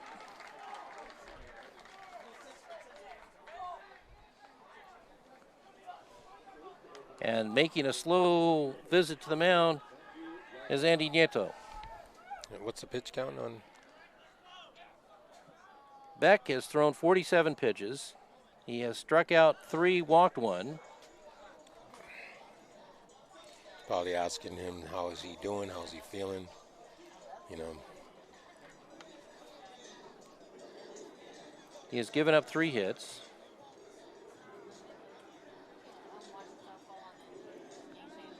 And one of the things that they talk about and concern themselves with, Alec is not a what you call a big body pitcher. He's about 5'10", probably weighs about 160, and that might be being generous. And starting to heat up in the Damien bullpen is Ryan Mullen. And I don't know if you've seen Ryan, but we used to call him Bradley Mullen's little brother, and I don't think we can call him little anymore. Yeah, and if nobody knows who Bradley Mullen is, he's over at Gonzaga. Is that correct? That's right. They're getting ready for I think, to play in a regional. They've had a really great year, and he's contributed to their success. Great left-handed pitcher, one of the great pitchers on that Damien 2019 Baseline League Championship team. Here's Yanez, Mike, who's 0 for 1. Will he be bunting? I believe so, that he has to move those runners over, and sure enough, that's what he looks like. They're looking bunt, and it's a great one in front of the plate. Porter has to field it, throws, and it's scooped up nicely. Moeller got back to the bag to make the play, and if it wasn't a left-hand catch first baseman, I don't know if they get him. What a great bunt. Right, excellent bunt. The ball just died right there in front on the grass in front of home plate, just about 5 feet away. Third sacrifice bunt of the day for South Hills, showing how committed they are to small ball with this particular roster. So runners at second and third. Damien will bring the infield up. And the batter is Rasmussen, and Andy's going to put him on. So they will load the bases to set up a double play. So Rasmussen, who was 0 for 1, is walked. And so who's coming up? Evan Burns, who's 0 for 1, a left-hand batter, and this will be the biggest at-bat of the game so far. Remember, Damien turned a double play in the first and one in the third, and it might be asking for a lot, but they'd love a third. Force play at the plate and everywhere else. Mansour even with the bag. The middle infielders at double play depth.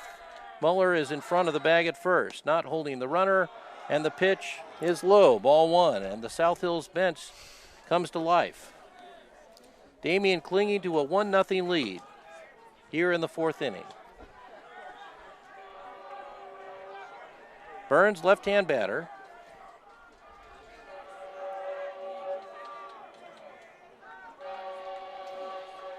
Beck steps off, fake to throw to third, but nobody, including us, thought he was throwing over there. Mostly because Mansour is not on the bag. The 1-0 pitch. Fastball in there, 1-1. As right-hander Ryan Mullen continues to warm up in the Damien bullpen. He has been a very consistent reliever, especially in the late season for Coach Nieto. 1 ball and 1 strike to Evan Burns. Beck ready, delivers. Half swing. They check, no swing. And it's 2-1.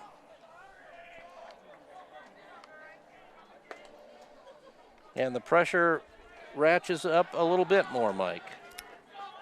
Yes, it does. 2-1. Sure doesn't want to go to 3-1. Beck check signs with Porter, delivers. Fouled at the plate. And the count 2-2. On deck, Panuelos.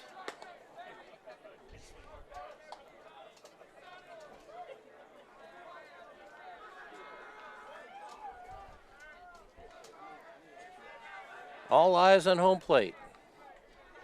Bases full of Huskies. 1 out. Off-speed breaking ball. Swung on and missed. Strike 3. And what a pitch by Beck.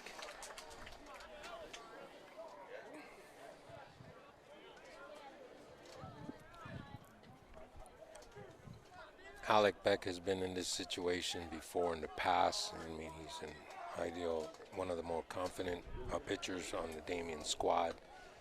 You know, this is how Cal State San Marcos committed to this year there, and Yep. they're going to get a fine ball player to go over there.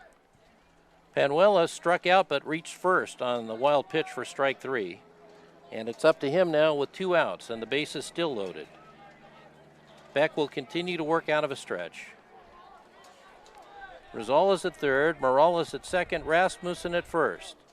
Damien leading 1-0. And it looks like a pinch hitter is up, Mike. Jimenez. Number 24. Steven Jimenez, a right-hand batter, in there from Panuelos. And the pitch, fastball high and away, ball 1.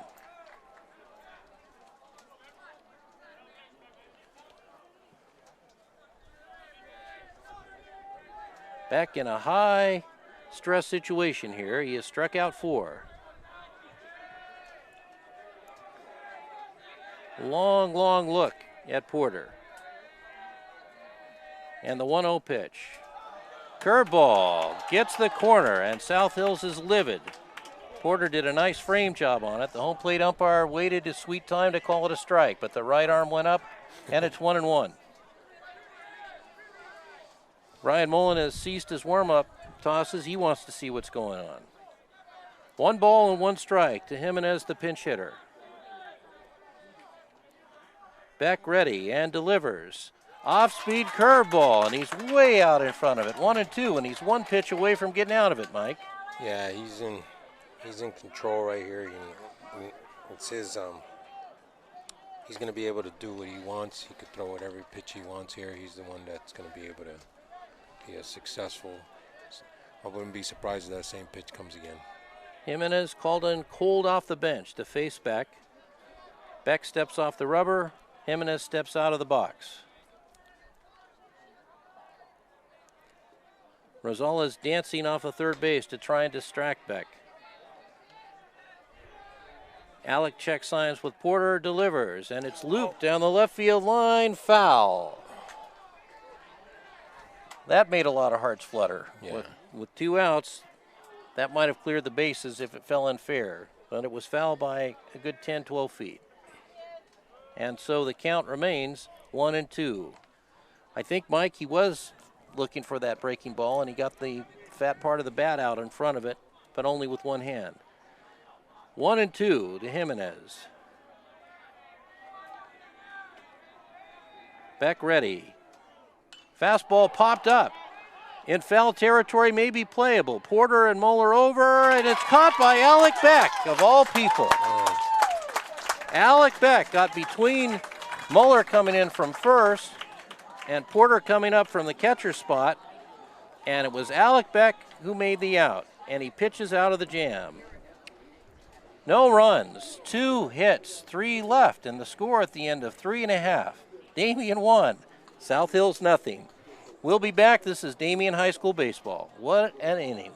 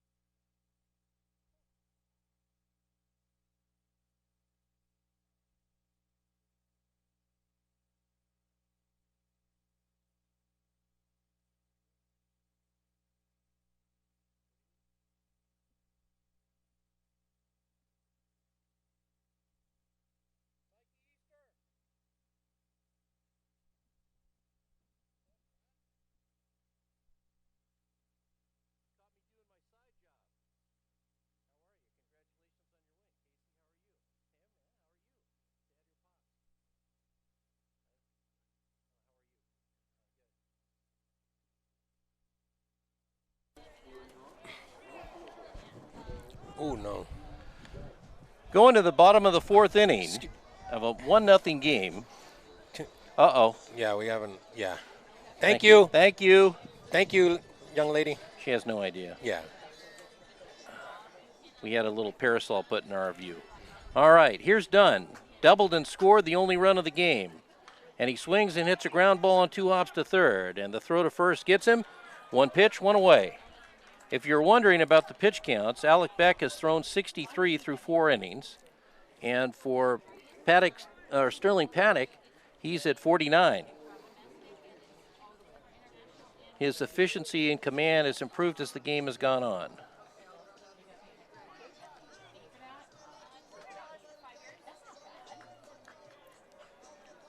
Here's Daly. Single to drive in the only run.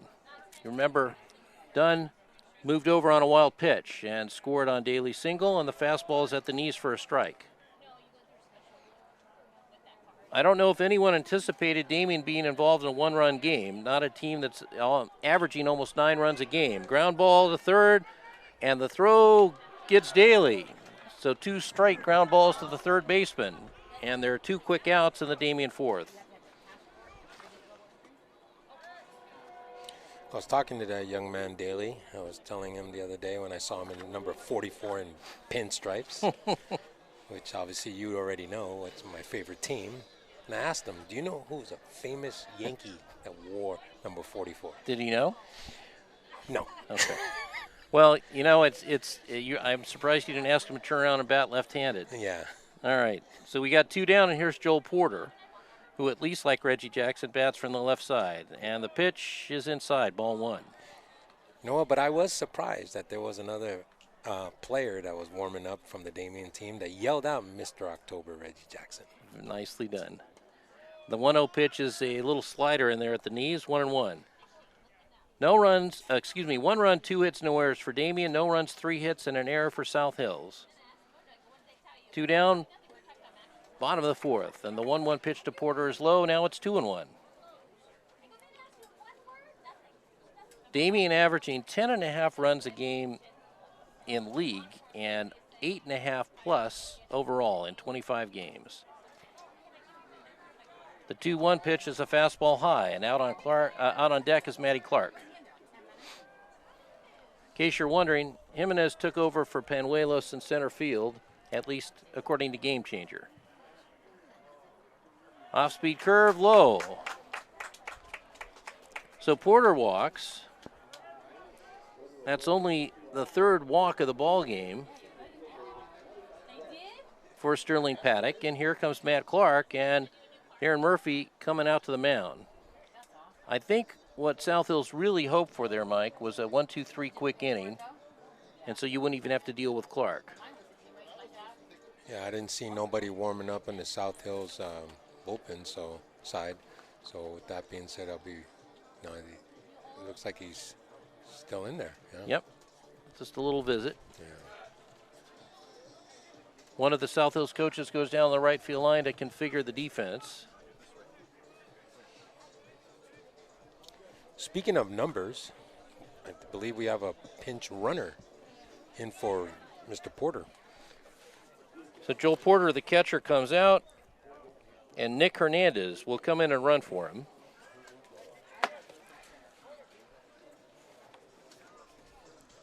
Hernandez, I believe, was used as a pinch runner in that stunning come-from-behind victory over Chino Hills. Yes, he was. And he has super speed. Yes, he does, and I wouldn't be surprised if this young man was going to be taking off running soon. Throw to first. Not in time. Clark 0 for 1 with a walk. Came in hitting .347. Paddock checks Hernandez and decides to pay him a visit. Yeah, I believe that this young man will probably be taking off here soon and trying to get over to second base. We got a visit from some Arcadia players. They played yesterday because their game was bumped up. Clark swings and pops it up a mile high. Second baseman calling and makes the catch. So Damien gets the walk and nothing else. They leave one. No runs, no hits, one left, and the score after 4 complete at Tom Carroll Stadium. Damien 1, South Hills nothing. This is Damien High School baseball.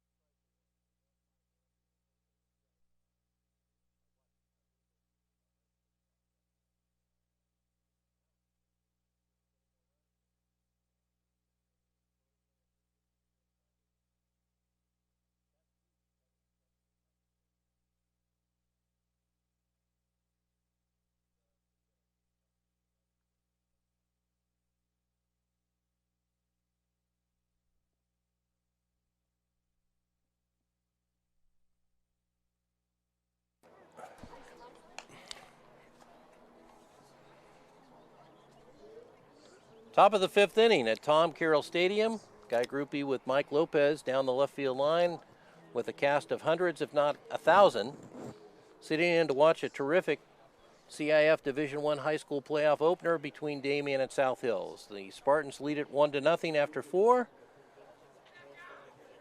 but we got a lot of baseball left. Yeah, excellent pitching on both sides right now, and obviously Alec Beck is at pitcher. Alec Beck, how many pitches now? Alec Beck has thrown 63 pitches. All right. Let's see what he can do. We got a pinch hitter here for Paddock. It's Denisi. Right-hand batter, and he takes a fastball at the knees for a strike, and the count 0-1. Josh Denisi hitting for Sterling Paddock. And the pitch is lifted into shallow right. Going out is the second baseman, but coming in is done to make the play, and there's one out. So Beck gets the leadoff man. He hasn't had a lot of luck doing that so far today. That's always a nice way to start. The pinch hitters being used pretty freely here by Coach Darren Murphy.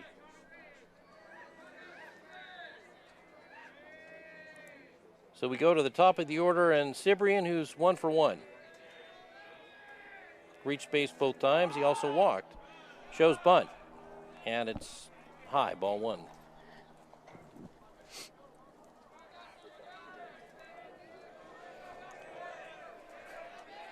Beck checking signs with Porter.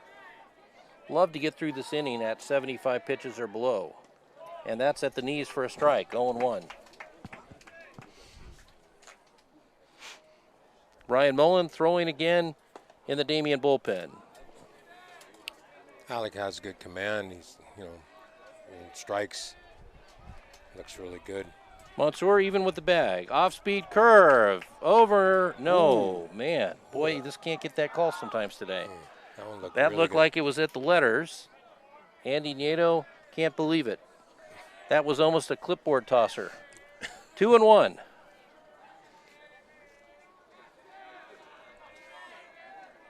Beck trying to get Cibrian for the first time. And that pitch is low and away.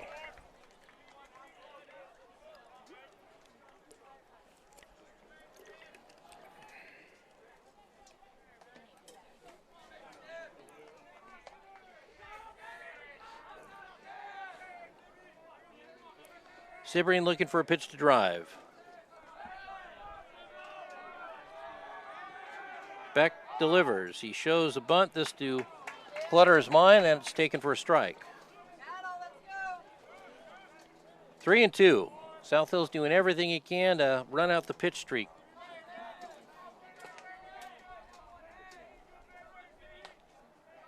Beck ready, delivers. Fastball fouled back. Out onto Palomares. Ooh, and that had a bad thud sound, Mike. That didn't sound good. I think it's time to call Jake from State Farm. You sure it's Jake from State Farm? We'll have to double check. Who is this?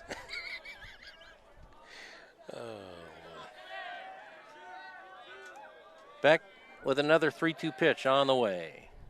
Very high, and he lost him. And that's got to make Andy somewhat nervous. Cibrian has done his job today.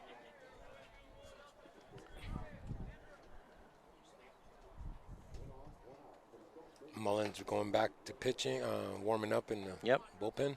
Cibrian now is singled, been hit by a pitch, and walked. And the hitter is Ramirez. Cibrian, good speed and a good lead. And the first pitch is swung on and missed, 0-1. South Hills has out-hit Damien, 3-2.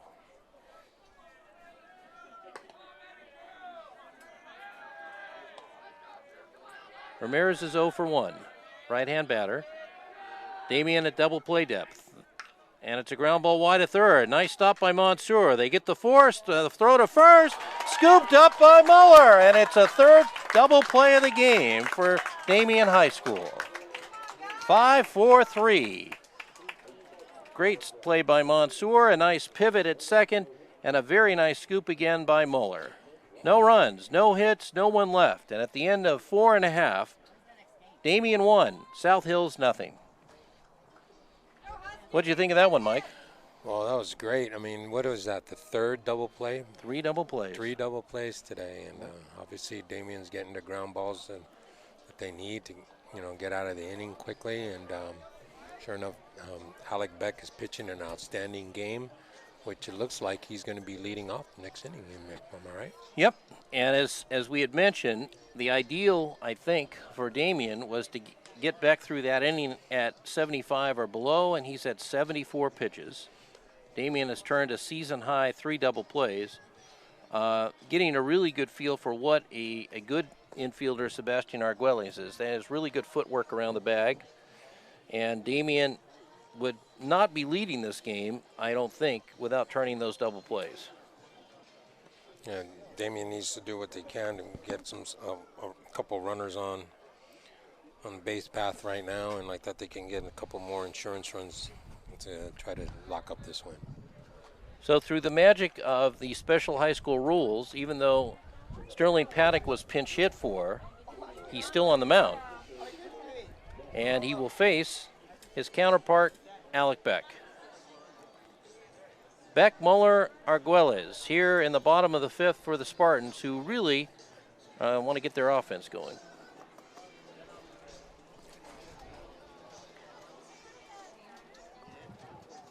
Damien with only the 2 hits. They came in the second. Dunn doubled and Daly after a wild pitch singled him home. And the pitch to Beck is high, ball one.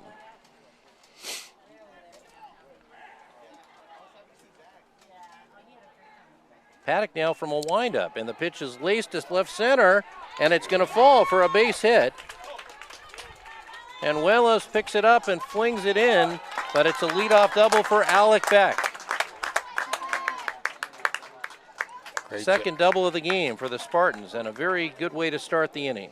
You know, he got the pitch he needed to hit. He drove it, like I said, and that's a great job on his part. And now hopefully somebody could drive him in here.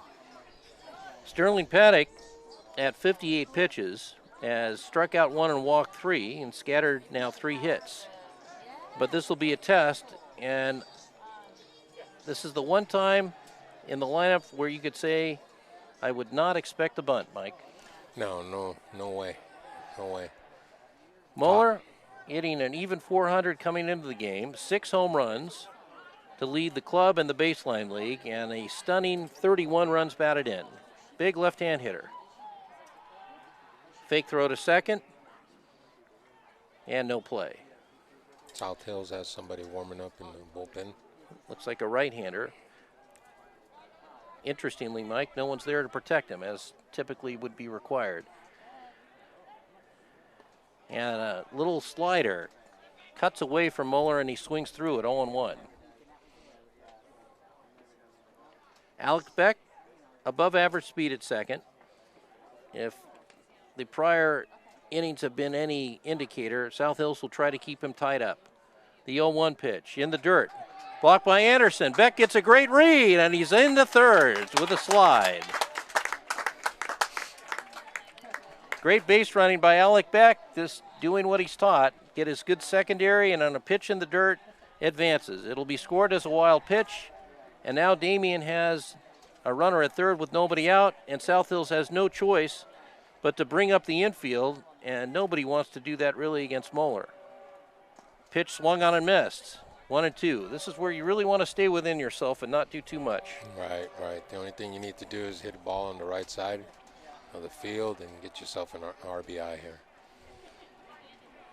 Damien leading 1-0, looking to add to that. South Hills bullpen warm-ups are over, and the pitch is laced on a line to second. He made good contact with two strikes, but it's an out. Right at the second baseman who's playing in. So it's up to Arguelles, who is 0 for 2. Anderson heading out the mound to talk to Paddock.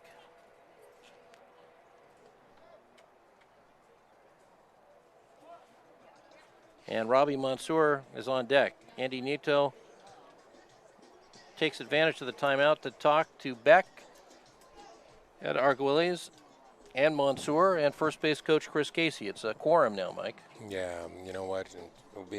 I wouldn't be surprised if you see something like possibly a bunt down the first base line or something like that on this one. Very interesting.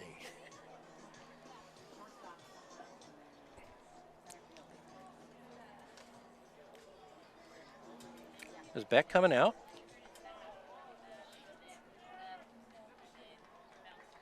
Alec Beck coming out of the game, Mike? You need to get no, he looks like he went to go get himself some water. He's got his helmet on. He's still coming back out there. Alec Beck went in the dugout, but he is still helmeted up.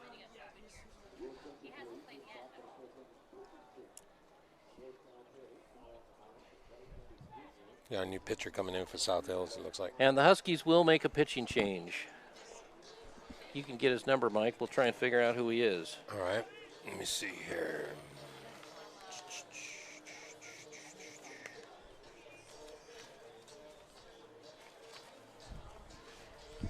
Now, one thing for sure, he's a right-hander.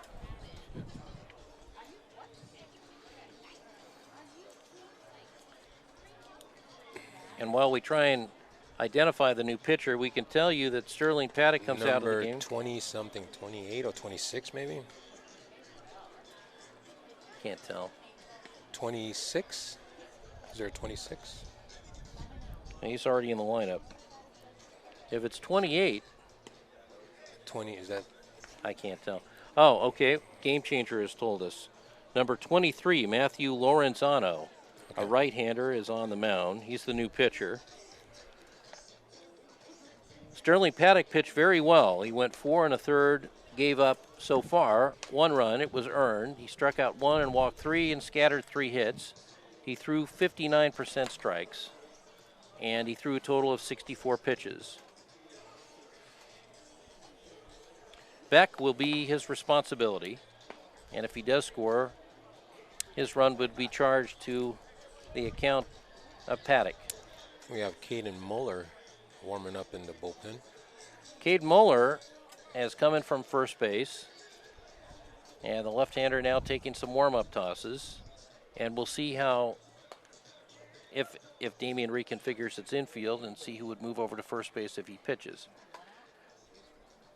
Whether they bring in Muller might depend on whether they get this insurance run, huh, Mike? That is correct. So Matthew Lorenzano takes over on the mound. The right-hander's completed his warm-up tosses, and he inherits a runner at third with 1 out. The infield, we presume, will still be up. And Damien still clinging to a 1-0 lead here in the bottom of the 5th. Sebastian here, Arguelles is going to go ahead and hit something on the right side. I have a good feeling about this. Arguelles 0 for 2. Swings, tries to go the other way, and it's fouled down the right field line, and it drops on the other side of the fence. I think you saw something there, Mike. Yeah. 0-1. He knows the importance of this run. He's going to do what he can to get that ball on the right side. South Hill's third baseman is actually even with the bag. Everyone else is up. There And you it's go. hammered to right, and it's caught. Tagging is back. There'll be a play at the plate, but the throw is not in time. And Arguelles gets the run home with a sacrifice fly, and it's 2-0 Spartans. What a good at bat, Mike. Yes, it was. I mean, he knew what he had to do, and mission accomplished, and got themselves another run in. So He hit it hard. It's going to say sacrifice fly in the box score, but he really hit it very hard. That is correct. So 2-0 Spartans, and here's Mansour with 2 out and the base is empty.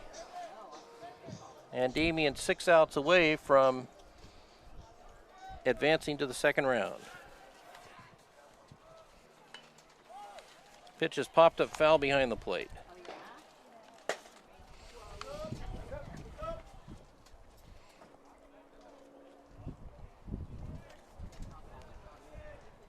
Going to check on some scores when we get a moment. Mansour pops that up foul, Ball's coming headed this way. towards the bullpen and beyond.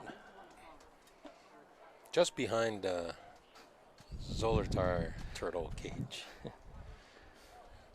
Second round of the playoffs will be Tuesday, Mike, and you would think Damien would probably be on the road, but that's never a certainty, right?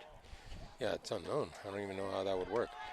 Strike 3. Strike 2 pitch is a curveball taken for strike 3, and Mansour has been struck out. Damien settles for a run on a hit. Nobody left. We're through 5 complete, Mike Lopez, at Tom Carroll Stadium, and the score. Damien 2, South Hills nothing. We'll be back. This is Damien High School baseball. Jeez.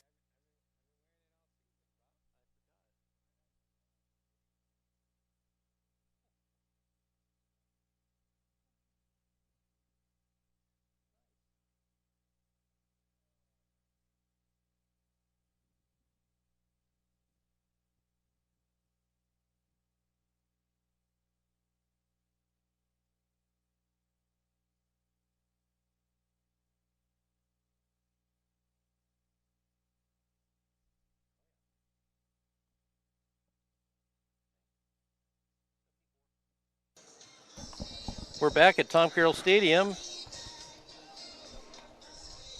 and Alec Beck is back out there for the 6th inning. Yeah.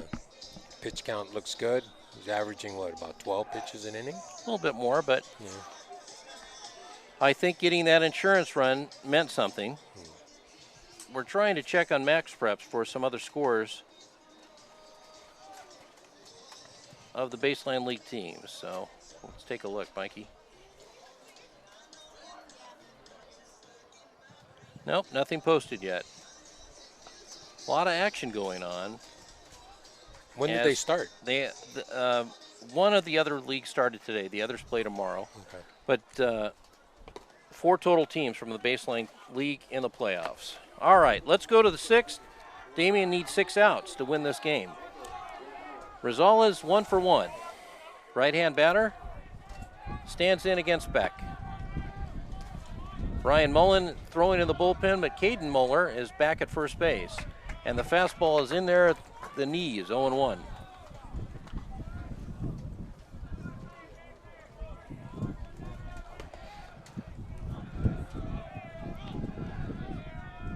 The 0-1 pitch, curveball. Had a little trouble getting that where he wants it, and that one was high, I think. 1-1. Rosales, Morales, Yanez for the Huskies in the 6th, and if anyone gets on, Rasmussen. Off-speed pitch, fouled out to Palomares, and Beck is ahead 1-2.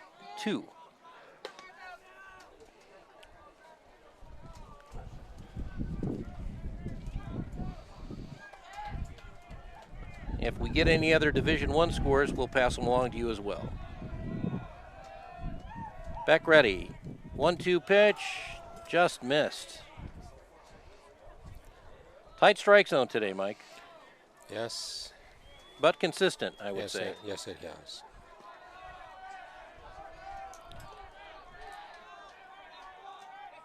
Each team with 3 hits. Beck ready and delivers. Curveball got the inside corner. Rosales gave up on it, and it got the corner. And Beck has his 5th strikeout. So 1 away in the South Hills 6th.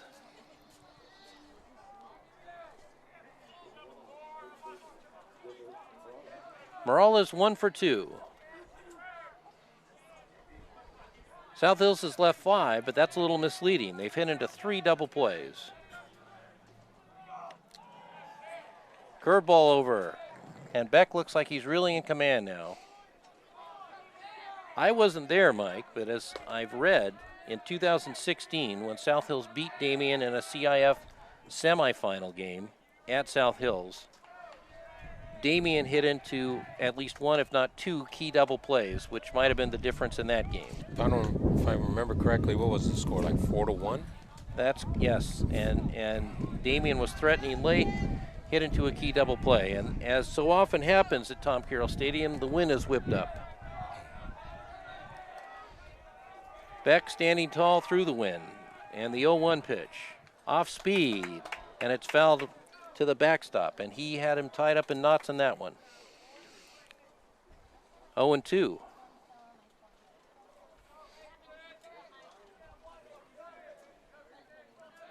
If anything, Mike, it looks like the wind's blowing out a little bit to right center, which this left-hand hitter might like. Ground ball sharply to the right side. Grabbed by Muller. Throws to Beck covering, and that was a nice play. Yes, it was. Great job on Muller. Cade Muller showing some leather, Mike. Yes, he's very athletic over there. And then not only that, you have Alec Beck, who's also an infielder, that was able to run over there and cover the first base. And he had to be right on that. Yes. Good timing. That's what they work on the first day of practice for pitcher fielding position. Here's Rasmussen, 0 for 1. Curveball, again, high. See the pattern in this inning, starting everybody with a breaking ball. 1-0. Mansour behind the bag at third, trying to guard against an extra base hit, and closer to the line than he normally would be. Fastball is high, 1-1. Beck has thrown 62% strikes, which is above his season average.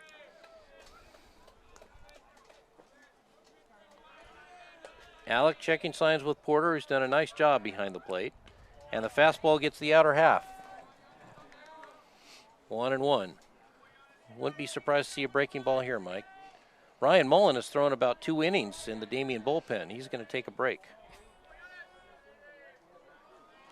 2-0 Spartans. Beck ready. And it was a fastball, and it's fouled back into the Palomares area parking lots. Gone through a lot of baseballs today, Coach. Yes, quite a bit. So, Mike, when we conclude this inning, let's talk a little bit about the exciting, successful freshman season. Yes, we will.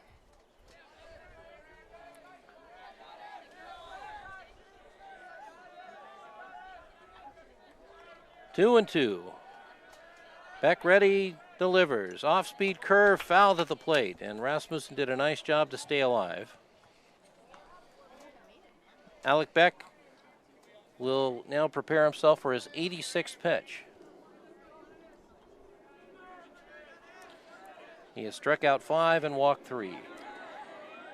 Alec checking signs with Joel Porter. Now he's ready. Curveball. Hit wide of third. Mansour can't get it. Aguirre can, but he has no play. The only way you were going to make a play there would be the third baseman cutting it off and getting it across the diamond. Yeah, completely. The third baseman needed to come across, and it was going towards second. And it was hit into no man's land. Yes. It'll be a hit and the 4th hit of the day for South Hills. And that brings up number, is that 9? The game changer had a guy out of order, but now we're back in order. So this will be Rasmussen. The guy who got the hit was Yanez. They haven't scored it officially, but I can't see that being an error, Mike. No. Beck's pitch away. Beck at 88 pitches. I believe the limit, Mike, is 95, although you can go beyond that if you're within a count. Alec ready and delivers, and he just missed. Strike zone tightening up here.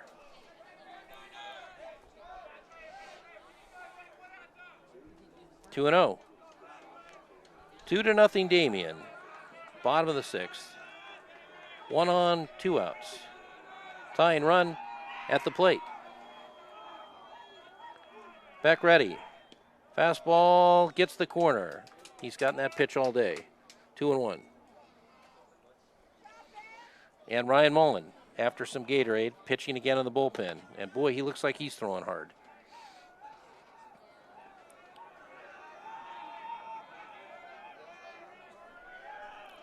Beck's pitch, swung on, and a drive to center. Clark should have it. And makes the play. Great job, great job. Alec Beck's pitching a great game, and him and Coach O'Mara and Joel Porter, the catcher, they've been on the same page. Yes, they have. No runs, a hit, 1 left, and the score at the end of 5.5. It's Damien 2 and South Hills nothing. We're going to stay with you now. Mike, you just completed your first year as a coach at Damien. You coached the freshman club. Why don't you tell everybody how the season went? All right. Well, you know what? First of all, I want to thank Coach Andy Nieto for giving me the opportunity to coach the team. And believe me, we have quite a bit of talent on that squad. The boys played an excellent season.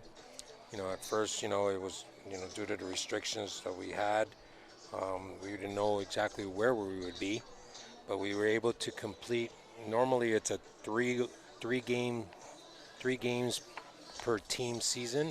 For example, we would have played Upland 3 times, but in a shortened season, we only got to play all the teams we did in the baseline league only twice. So in the baseline league, we went 7-3, but in total for the season, with some non-league games as well, we were a 17-4 record. Coach Nieto was able to give us opportunities to play some different teams and to prep us for the season. So with that being said, we came in second place in the baseline league, just a half game away from Los Osos, who won the baseline league. Well, Mike, congratulations on a great year, and that's a really great overall record. And I know, too, that you played some JV teams along the way, even with the freshman roster, and that the future of the program is really bright because the expectations for your group look really, really terrific. Yes, they do. And once again, these are boys that are starting their first year, and hopefully, by what would it be, 3 years from now, they hopefully be in a playoff game playing here at Tom Carroll Stadium. Certainly would expect that. Yeah. Congratulations, Coach. Thank you. We're into the count on Ivan Aguirre, who's 0 for 2 today, and we have it as 1-1. Damien with only 3 hits.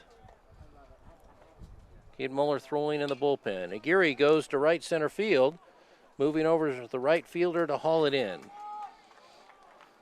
So 1 away.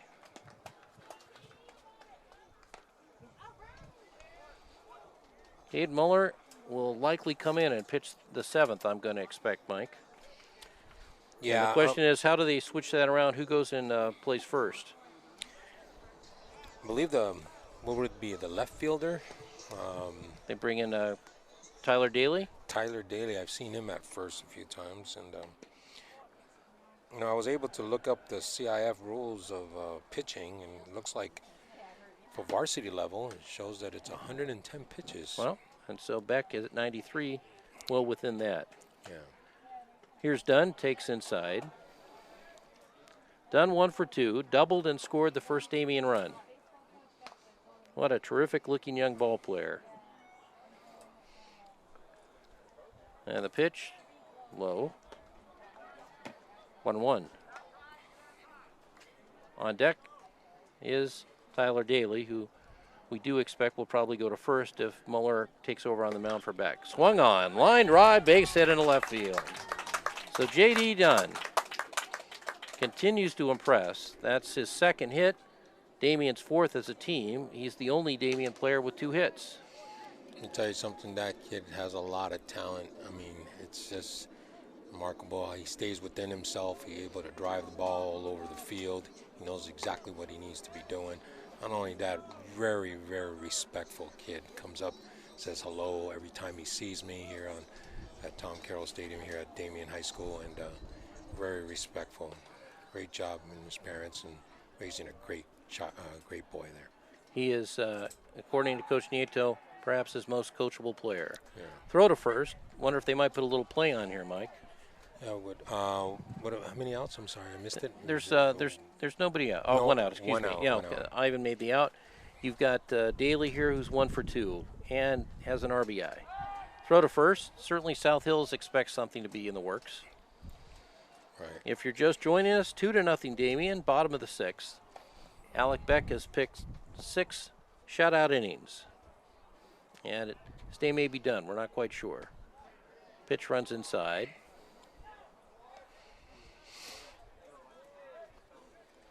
On deck is Porter.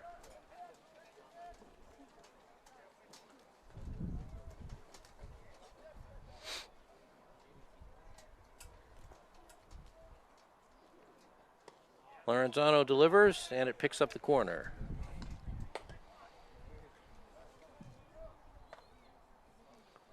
This would be the count where you might put something on. Daly wearing Mike's favorite number, 44, or one of them. Yes, it was. Fastball at the knees. Nice pitch by Lorenzano.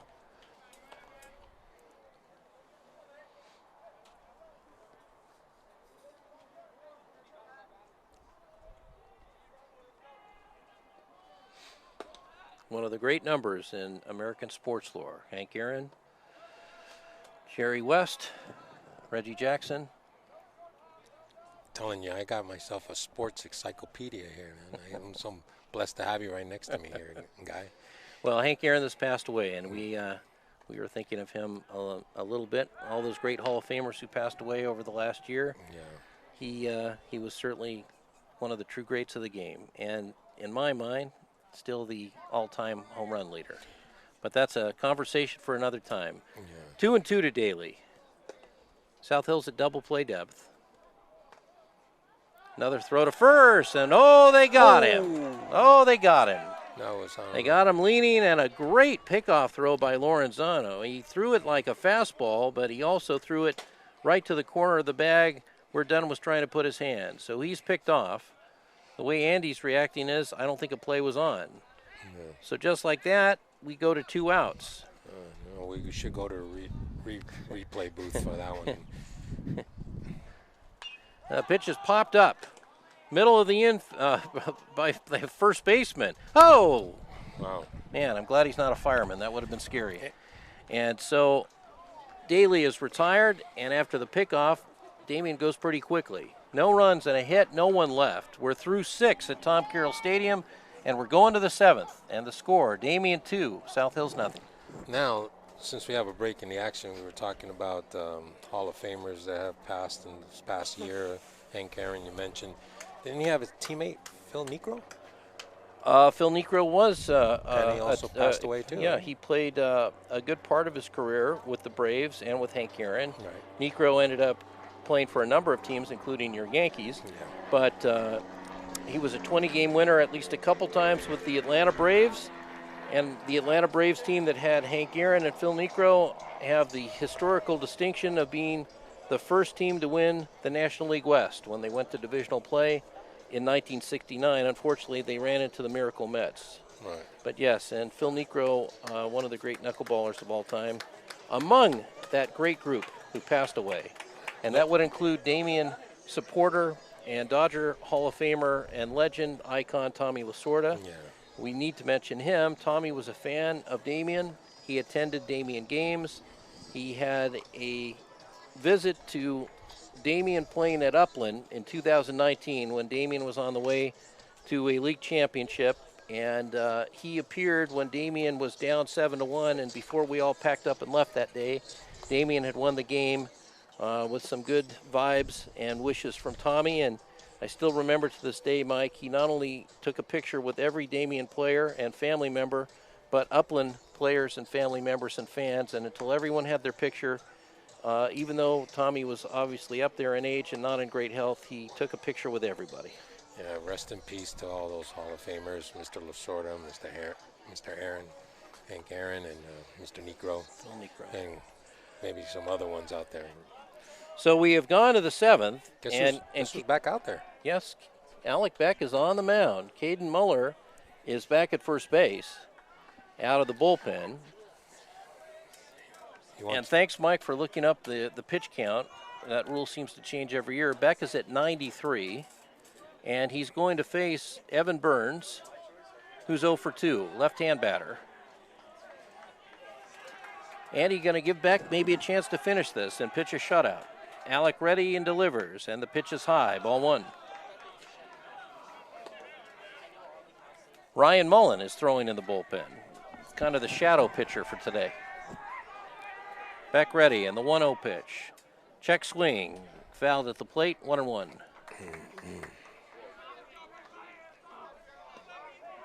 Beck has thrown 63% strikes, scattered 4 hits, and helped with some good defense.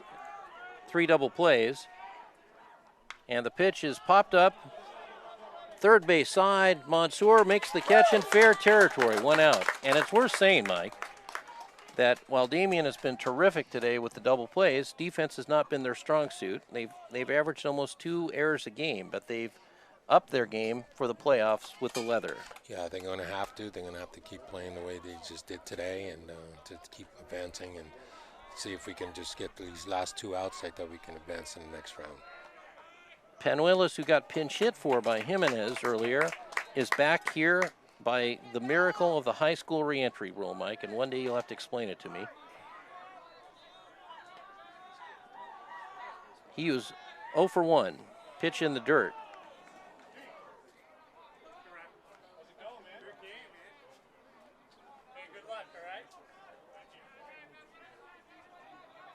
One and 1. Panuelos, right-hand batter. Pitch is high, 2-1. Now, the one thing I will say, Mike, for Alec Beck, when he does get a little tired, his fastball will move up in the zone. So they're going to keep an eye on him now. This will be his 96th pitch. Alex check signs and delivers, and that's high again. 3-1. I got to think Darren Murphy has the take sign on here, Mike. If not, it's got to be right there in the zone for him to put metal on that ball. Beck ready. Fastball away, ball 4. Yeah. So for Beck, that's his 4th walk. Nieto talking to his coaching brain trust. And he's making his way out to the mound. I'll be very surprised here. I'm sure Alec Beck is going to tell Coach Nieto, hey, I feel great. Leave me in. I got this. This is my game to win. So with that being said, oh, guess not. I mean, so Alec Beck gets a standing ovation. Yes, he did. Great job on his part. He pitched 6 and a third innings.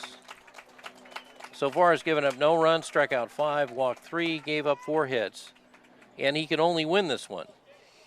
Yeah. And the ball game's going to be turned over to Cade Muller to save it.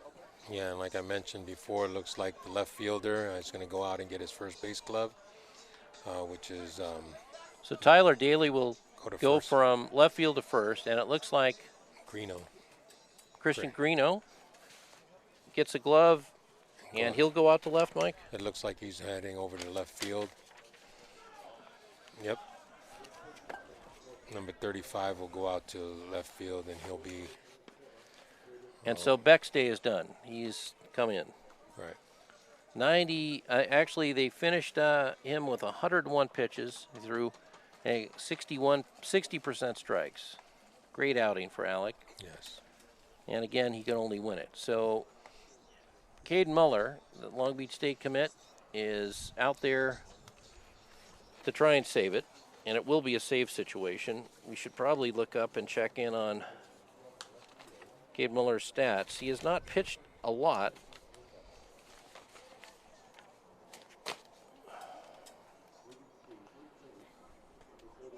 This will be Muller's 8th appearance on the mound. He's 1-0. He saved 3. In 12 and a third innings, he struck out 25, and he's walked 11. So the left-hander takes over and is out there warming up while Christian Greeno plays some catch down the left field line with Ryan Mullen. This time of day, that sun and right center really becomes tough, Mike. Yes, it does. Yes, it does. And then also for the pitcher as well, too, on the mound. Right. Sun's beaming right into their faces. No sign of any shadows yet. It's been a very efficient game. Quick. We are at the 1 minute 59 second mark, and in modern baseball, that is a game played at warp speed. And we're going to see another pinch hitter, it looks like, Mike.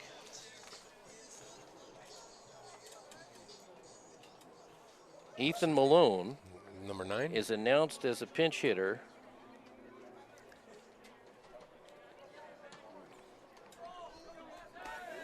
And I promise if we get a second home game, we're going to get some binoculars out here, or a spotter, or both. Malone, right-hand batter. Panuelos, his run alone doesn't mean anything, and boy, if he got picked off, they might make him walk home to West Covina. And Muller's pitch is away, ball 1. Ryan Mullen, good soldier that he is, continues to throw in the bullpen. He's working on a shutout.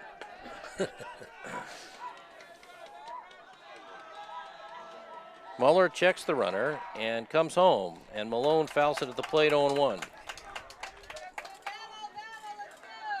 Be the third pinch hitter used today by South Hills, as Darren Murphy tries to find a formula to get on the scoreboard. 2-0 Damien. Pitch away.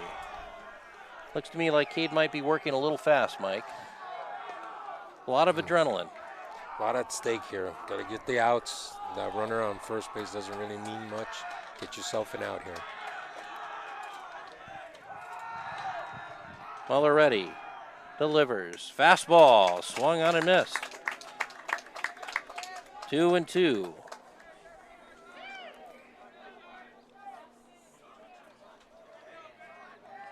Probably haven't seen a fastball of that velocity here since Chris Campos, Mike. Yeah.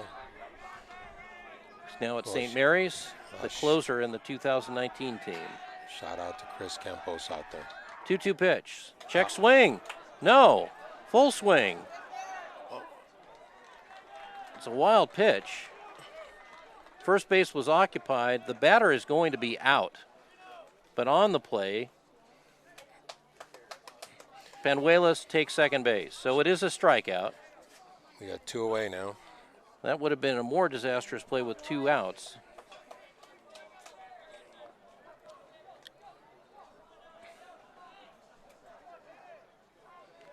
So 2 down, and South Hill's down to their last out. It'll be Cyprian, and he's someone Damien hasn't got out all day. Singled, walked, hit by a pitch. Pitch out of the zone, 1-0. Damien clinging to a 2-0 lead, trying to advance to the second round and beyond. Muller a courtesy check of the runner at second, and the fastball almost got away from him. Nice stop by Porter. And it's 2-0. The last thing in the world Coach Nieto wants to see is the tying run on base, Mike. No, doesn't want to see that at all. 2-0. Muller ready. Fastball in there. 2-1.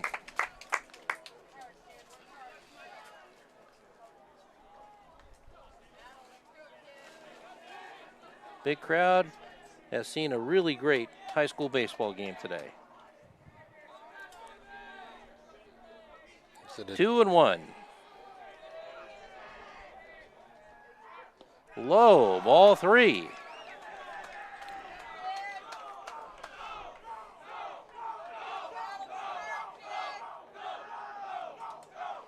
On deck, Andrew Ramirez, who's 0 for 2. Monsoor coming in to have a little chat with Muller, maybe settle him down. A lot of adrenaline flowing out there. They play Cyprian straight away.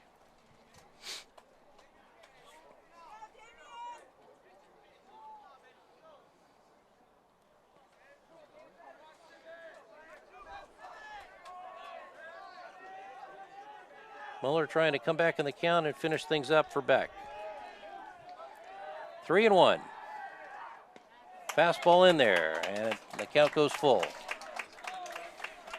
So Cyprian and South Hills are down to their last strike, Mike. Yes, they are. Last strike.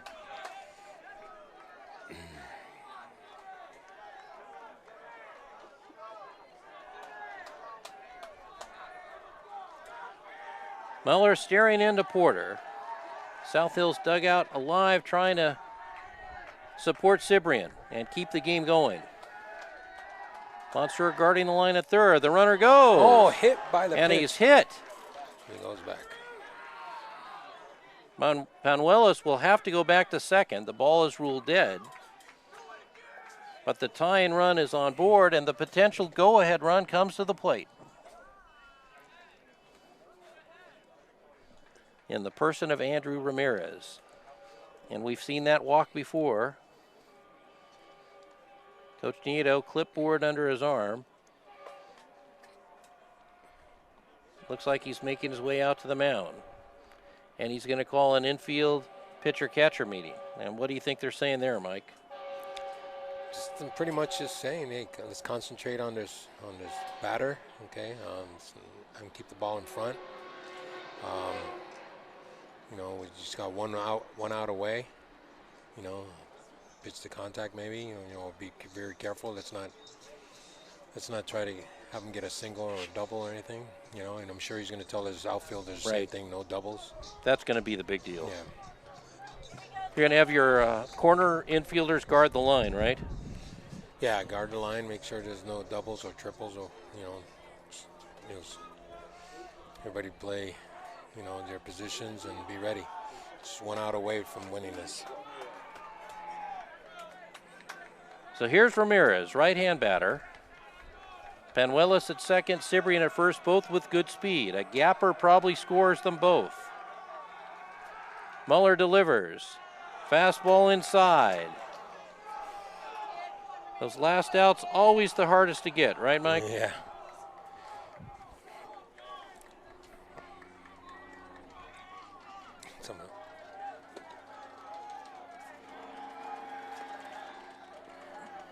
The 1-0 pitch.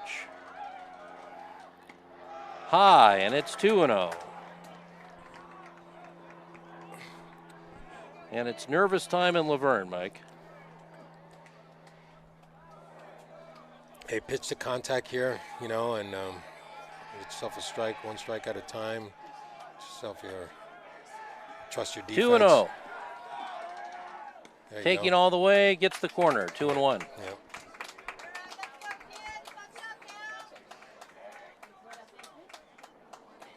Muller trying to finish it for Alec Beck. Ramirez trying to keep the game alive. The runners go, and it's lifted to left. Greeno got a bad read, but goes back and flags it down. Oh, man. The runners were going. If that ball wasn't caught, that would have been a tie game. But as it turns out, the ball game is over. Muller retires Ramirez, and it's 2-0 Damien. The final totals: Damien 2 runs, 4 hits, no errors. South Hills no runs, 4 hits, 1 error. Alec Beck the winner. He threw a shutout through 6 in the third. Muller comes in to get the final 2 outs. J.D. Dunn had a double and scored on a hit by Daly for the first run, and Damien added a insurance run knocked in by Arguelles in the 5th, and they win it 2-0. The big-time offense didn't show up today, but the big-time pitching effort did, along with 3 double plays, and the double plays at the end of the day are what killed South Hills, Mike. Yes, they did. You know what? Everybody was expecting a high-scoring game. It was a great pitching performance by Alec Beck. Actually, both sides. You got to give credit to South Hills, too. Their starting pitcher kept them in the game. Like you mentioned already, the 3 double plays were a key factor for us to get a win here for Damien also. So great win on them. They're advancing to the second round, and they're going to have to wait to see the winners of who you mentioned. Yeah, you're going to have a game report in about a half hour, and Damien will play the winner of Ukaipa, Vista Marietta. Vista Marietta playing at Ukaipa. Yeah, so this time tomorrow we'll for sure know who they're playing and where, right? So right. So we will plan to podcast the next playoff game, and if Damien somehow gets a home game, we'll see you on Tuesday at 3:15. But as they say, check your local listings. The final score: Damien eliminates South Hills 2-0 and gets revenge for losing 2 playoff games to South Hills in 2016 and 2017. It was a great effort by South Hills coming in here, and their pitcher, Sterling Patrick, pitched a great game, and he takes the hard luck loss. So for Mike Lopez and for Paul Pridgeon and engineer Chris, this is Guy Groupie. You know what? Let's give a shout out to the poor guys from the 2020 class from right. all the schools, not only at Damien, all the schools that didn't have a season this past year or the year before, 2020. You know what?